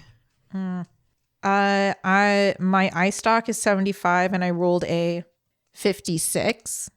Okay, so this entirely human, because like they're not a crab at all, so their stat was 100. So like, yeah, that's totally fair. So they actually are quite good with those dexterous fingers of theirs. And you are netted. Wow. No. But Nugh, you're still free. Nugh, what are you doing? So what I'm going to do is make a plea to the other crab people to help me, because I remember that the crab foreman in the factory thought that I should be on her side. So since this is very chaotic and we look like we're in distress because we're being attacked by the bailiffs, I am going to go crab, and like Leading hand gestures and make eye stalk to eye contact with them. You know, like my eye stalks like try to lock onto them as the next net is, you know, thrown over me and I'm captured. But I'm definitely like trying to basically get them to act on my behalf, which will expose them. Okay, roll for your success, and the magnitude of success determines the number of crabs that are willing to help you. What am I rolling? Nonverbal communication? Okay. Asking for help, maybe? Okay, well, that's human eyes, and that sucks. Yeah. Especially since I'm asking for help from other crabs. I know. Oh, you could stridulate. I will stridulate, 100%. That will be how I call to them for their help. It will be a very mournful stridulation. I have a 90 in my crab legs, and I got a 7 on the dice. Holy wow. cow. Okay, all 3 of these imposter crabs turn into red, shelled, 10-legged, eye-stalked, pinchered crabs. And the people around them get pushed out of the way by the transformation because it's a sideways, you know, they were sitting in chairs. They rush towards the council. And weirdly, this is weird, they don't attack the council members. They attack the council books, using their pinchers to cut them up. And they break into, it's weird, they like break into the room one of the crabs does that's behind that has a lot of like record books and is like destroying the records. Like, that's weird. And one of them is aiding you against a bailiff. One of the bailiffs goes down to crab. I hope they're alive. The crab pinchers are around that person holding them down. So that's what just happened. What are you waiting for? Sound the alarm already! Okay, I propose another vote. Due to crab attack, you need to sound the alarm. You're in a net. You're in a net. Let's go to the person who's not in a net. Take another turn. And this might be the last turn. I mean, I figured I was going to get netted here anyway, but yeah, I'm going to go down sort of fighting, but I have no intention of actually harming anybody. So it's... Might I suggest using your eye stalks to understand the purpose of something to see why the crabs went for the records. Oh, that's brilliant. Yeah, I'll do that. Thanks. Yeah. That'll be why I'm so distracted that I get caught by the net. Yeah. So I have a 90 on my eye stalks and I rolled an 86. So nice. Why are they going after the records? Excellent. This is very good. So the records are being snipped, which means that the pieces are flying in the air and they're like, it's snowing records. Little slips of paper are being like wood chippered. Like, have you ever seen wood chips come out of the back of a wood chipper machine? That's what the crabs are doing to these record books. And so they're closer to you. These record books are being thrown across the room. In their destruction, their secrets are being revealed. And it's as this slip of paper flies past you that you see things like dollar amounts. They got $100 for selling the location of one Brachyra to one Fuevo. They got dollars. They got $150 for selling the crab summoning ritual to one Professor Spark. And then you see like the instructions for the crab summoning ritual. You see part of it involves tapping the water on the seashore 3 times, something. You missed the rest of the ritual, but and then and you see a part of a map where the X marks Brachyra, and you see these records being destroyed by the crab people. And that's when a net comes down on you.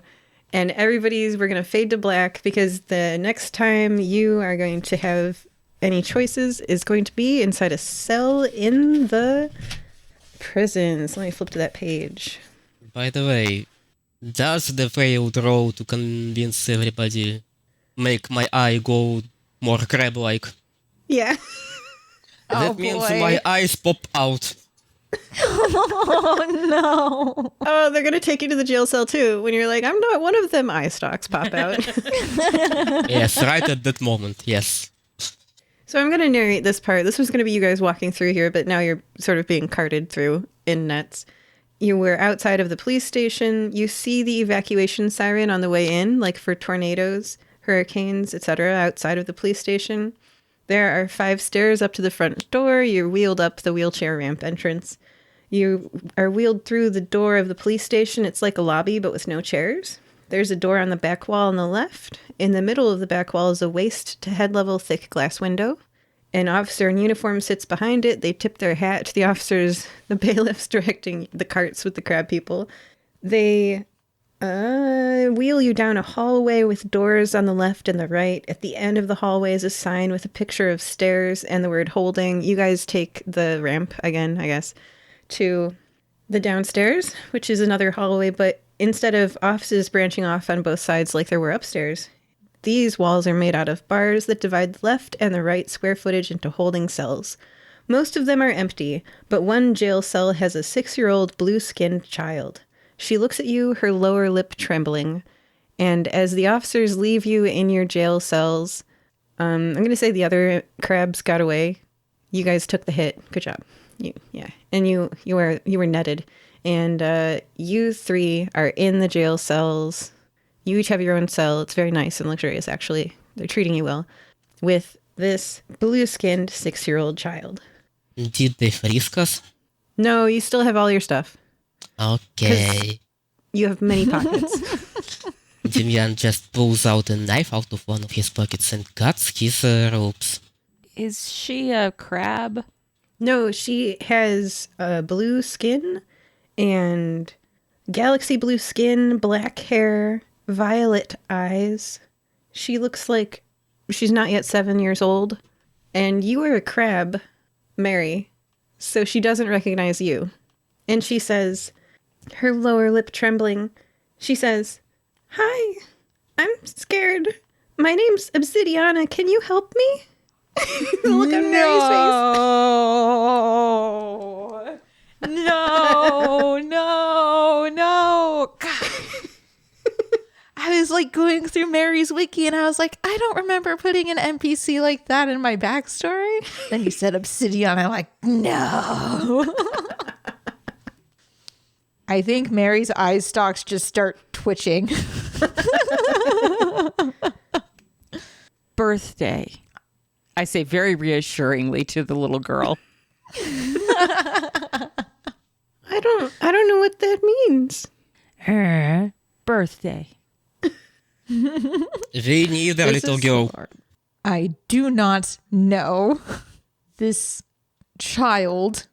Ugh, man, this is hard. As the player, I have to decide if Mary's a good person or not. Because, okay, so for context, Mary knows this child because in the first episode she was in this season, she was like going through the underworld basically, and Obsidiana had asked one of the fire-breathing kittens to, like, she was dead. She was an older person. She was dead. To basically bring an amulet and be like, hey, can you put this on my sister's grave? She died when we were children. Like, that's just, I want to repent and say sorry. And it was a trick. And now she's back. And Mary was already suspicious of her in that episode. And now seeing her there, I'm just like, I have no idea if Mary would actually try and save this kid. Like, Demyan would. yeah, I mean, it might be on you guys to go and save her. Because I think all Mary says is, this child, if that beeth what it is a witch. Plain and simple a witch. And I do not trust it. Do you really want to leave a kid in a cell like that? Oh, asking the tough questions. Mary's eye stalks definitely droop and they go in like different directions. She definitely doesn't know. There are a lot of feelings right now. While you're thinking, Demyan finally cuts himself out of this net and takes a screwdriver, a bobby pin, and tries to lockpick the lock on the cell door. Roll a human hands check. Oh, I have human hands. Very human, very neat finger. 32. Such opposable With my thumbs. my hands are 70. That succeeds by like 28. Awesome. You definitely just pop that door right open, and you are free of the confines of the jail cell. The question is what you're choosing to do, how many people you're choosing to free. Everybody. Amnesty for everybody. Oh, all right. I think Mary won't actively help, but she won't stop him either. So if you want to lockpick her out, be Mary's guest. She is so suspicious of this kid. Like, eye stalks just like twitching and back and forth to her. And I do not think this is a good idea. I'm simply stating that. Well, I don't think that jail is the perfect environment for a child. Tis not a child, though. Tis a being older than that within a child's body. I'm going to write something and hope that I do. Nope. I do not. I got a 95. My hands is 65. Now it's 55. Do I have to roll for lockpicking every cell, or just... I'm going to say yes to, like, but not like to us, but like it takes you some time to pick every cell so that some conversation can happen. I'm sure there are a lot of questions you have for Obsidiana. Yes. So if it's taking Demyan some time to pick the lock, Mary's going to start grilling Obsidiana. Firstly, who are you? You say thou art Obsidiana, but art thou being truthful? I know that cadence. You're one of the fire-breathing kittens. Well, thank you for bringing the amulet back. I never did thank you. And it looks like, fool me once, shame on me. Looks like I won't be fooling you fire-breathing kittens twice. I'm here on this island because there isn't any magic in my dead 6-year-old sister's body, and I need some. How darest thou speak to me so casually? Thou art a child, even if thou art of the spirit of Obsidiana. And what magic dost thou search for? Art thou searcheth for? I'll get it. What magic are you looking for? So, I was meditating. She just like like she's having a phone chat with a friend, crosses her legs, sits, snaps some gum.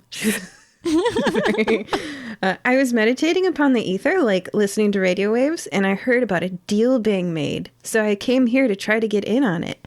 But I got arrested and imprisoned in this stupid cell and missed watching the deal. A deal of what sort? Crab! Or which crab? Excuse me, witchcraft? So you shouted crab. Yeah, when you ask that question, Nugh, says crab. I'm not sure what to do with that. Nugh has all this information and cannot express it.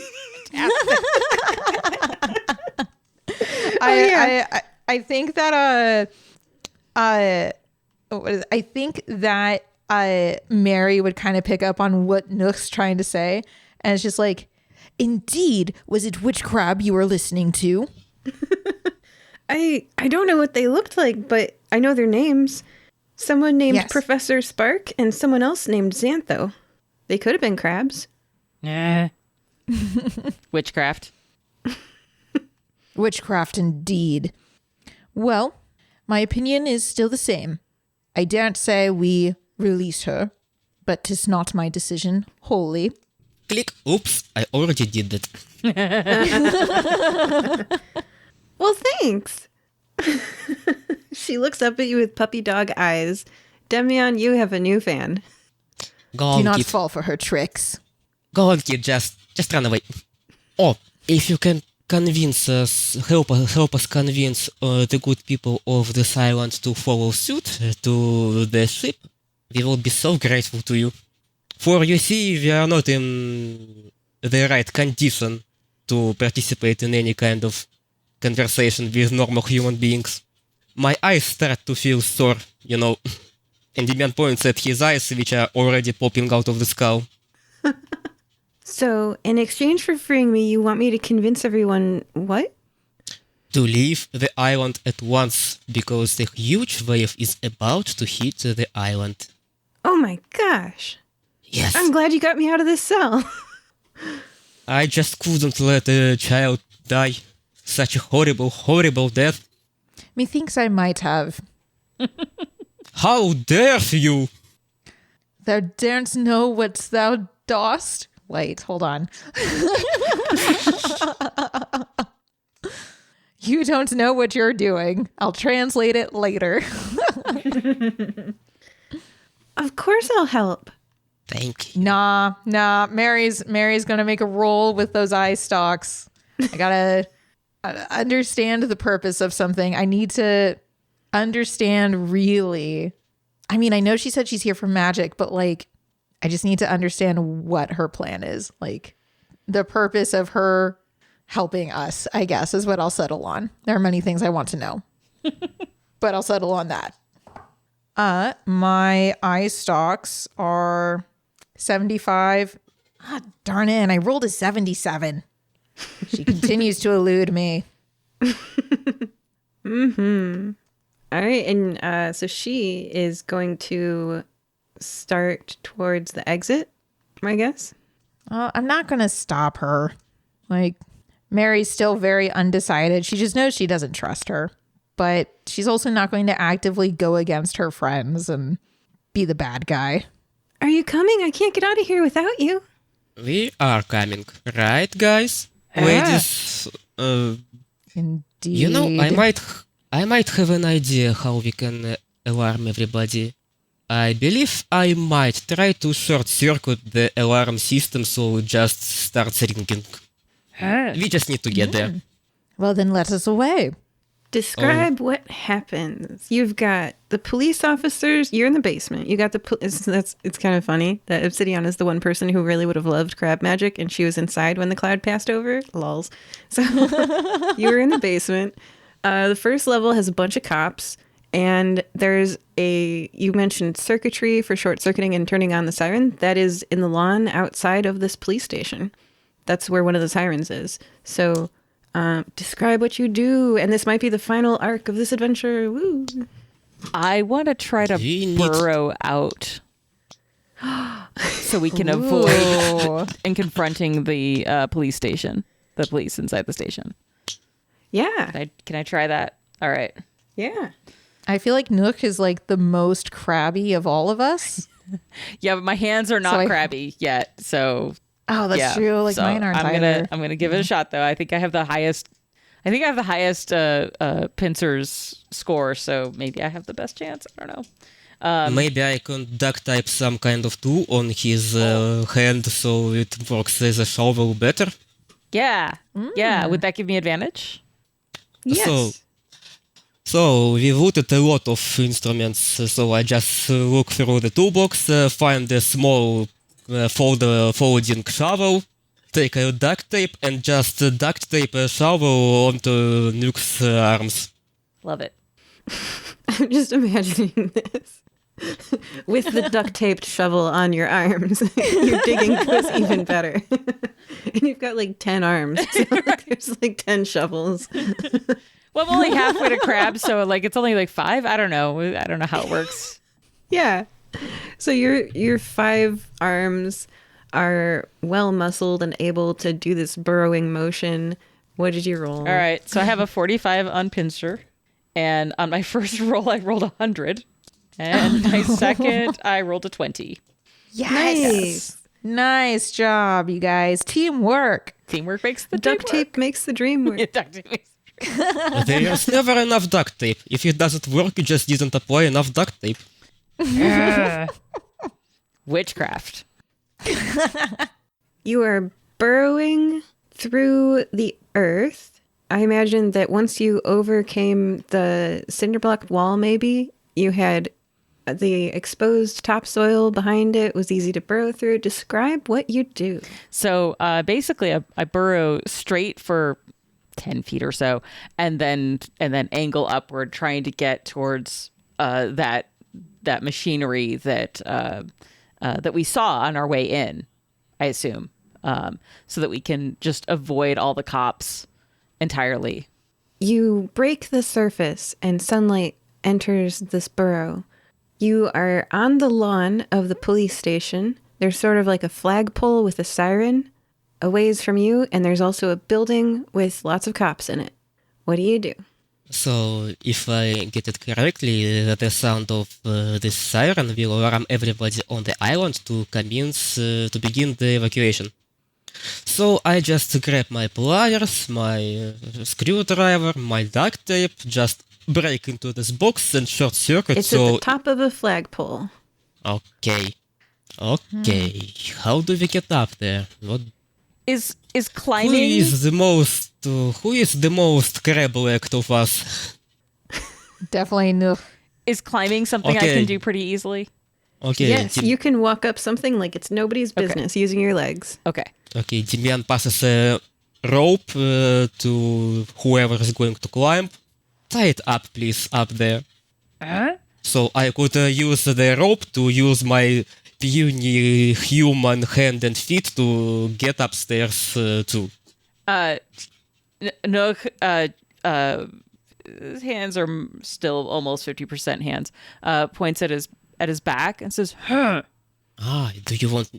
Okay, that works for me too. So Demyan just straps himself on Nugh's back with the same rope so he doesn't fall. Gets all the tools he needs just in front of him, also tied to this rope, and pats Nugh on the shoulder. Okay. Ready. I walk up something like it's nobody's business. I rolled an 85 and I have a 90 in my legs. Whoa, it's really slippery. It's a flagpole and it's very hard, but you have 10 legs, so you make it work. Or 5 or something. No, You've got a lot of legs. I think I have 10 at this point. Yeah. I'm So- the only part of me and it that's not works. really, really crab is my hands, really. I'm doing a cinematic video pan, so I'm describing what it looks like. So, like, picture the screen jumps to the police station, and they're, like, doing, like, normal office chat. Somebody's got coffee. Somebody else is, like, pouring the coffee, they're, like, doing normal office stuff. In the window behind them, a crab carrying an engineer is scaling the flagpole. I'm imagining this as like the song from Mulan where she's like going up the pole to retrieve the arrow. It's just like, we are crab, we must be swift as a coursing ocean crab.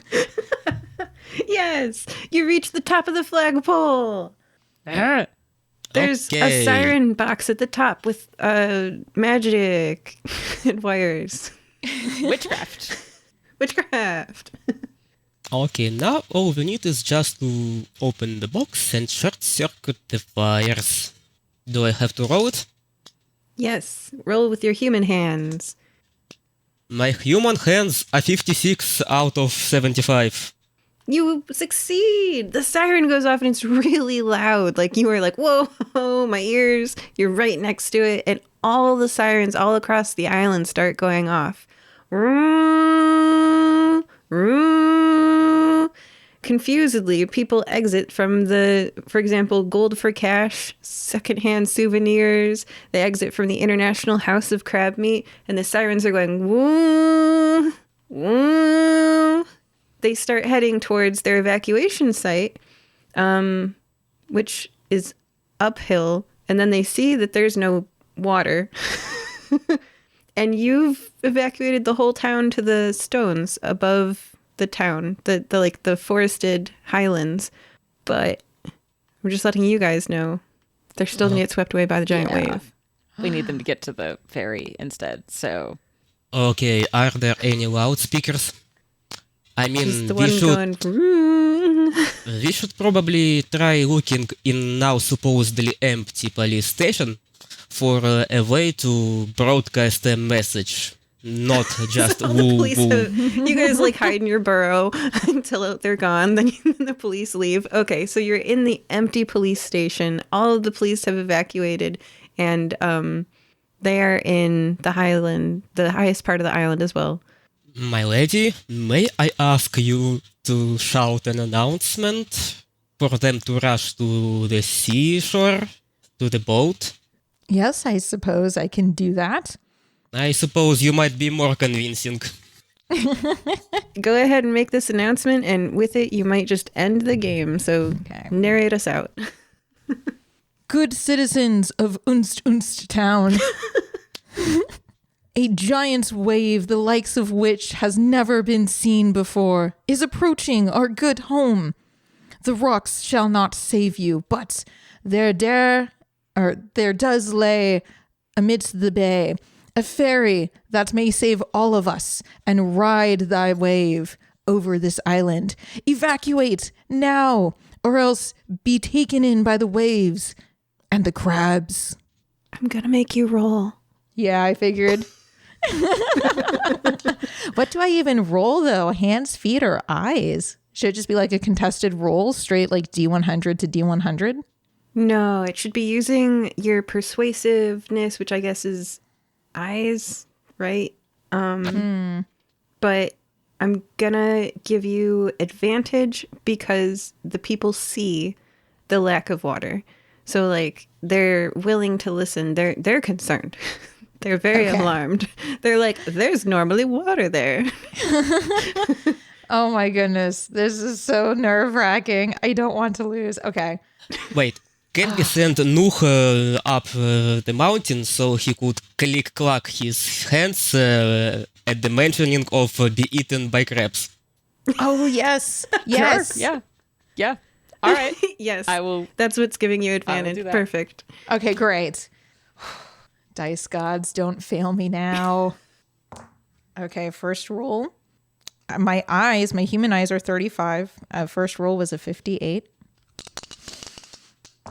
What if it meets? I rolled a 35. Meet it to beat it. Yes. Yay! Oh my God.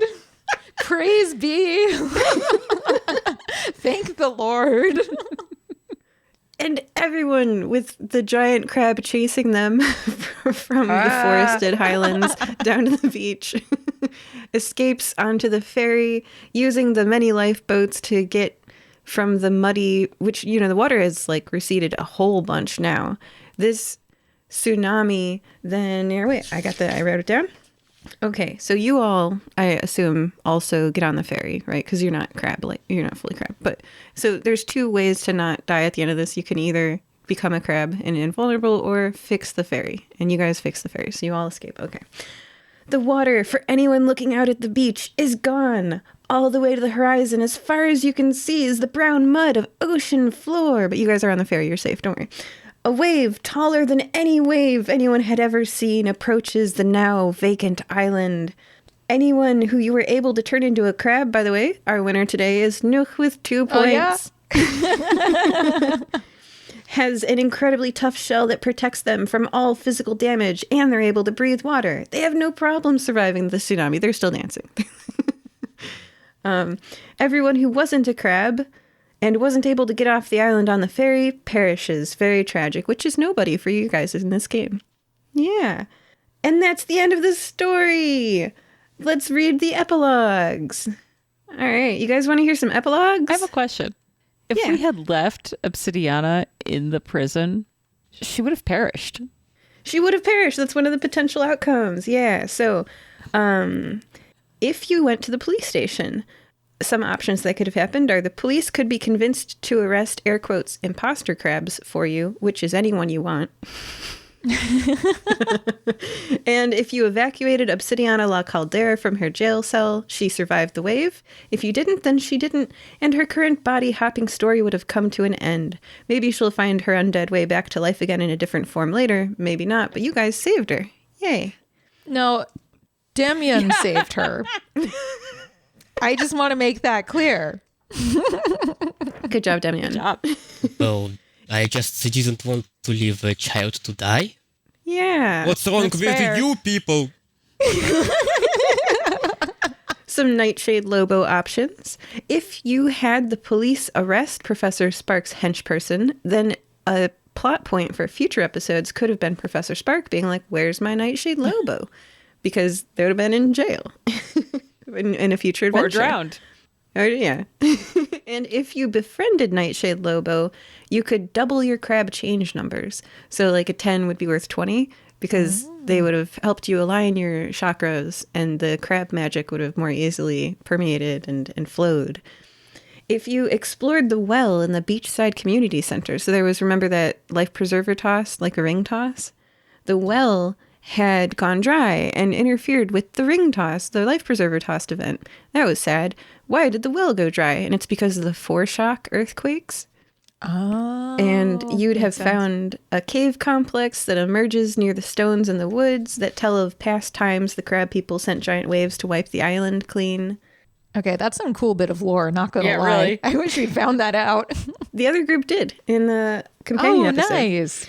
And if you befriended, so the way to get votes, if you befriended the wife of the council member who was a shopper in the Gold for Cash secondhand souvenir shop, she would have gotten you a vote.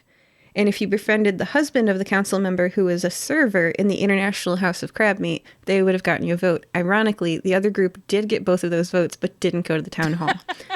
Interesting. And if you got both votes, then the council had a majority vote in favor of the evacuation sirens, and you could have evacuated the whole island of Ferry. That way, you guys found an alternative. And that's about it. Oh, there were machinery parts in the tool shed at the cannery. There was a canvas sale in the Gold for Cash secondhand souvenir shop. And the person who stole the parts was at the Beachside Community Center. Makes sense. So you could have also gotten the original parts back. And I think that is everything for today's adventure. Thank you for playing, everybody. Today we were joined by Demyan, Nice to meet you. Have a nice day. Mary, So many feelings.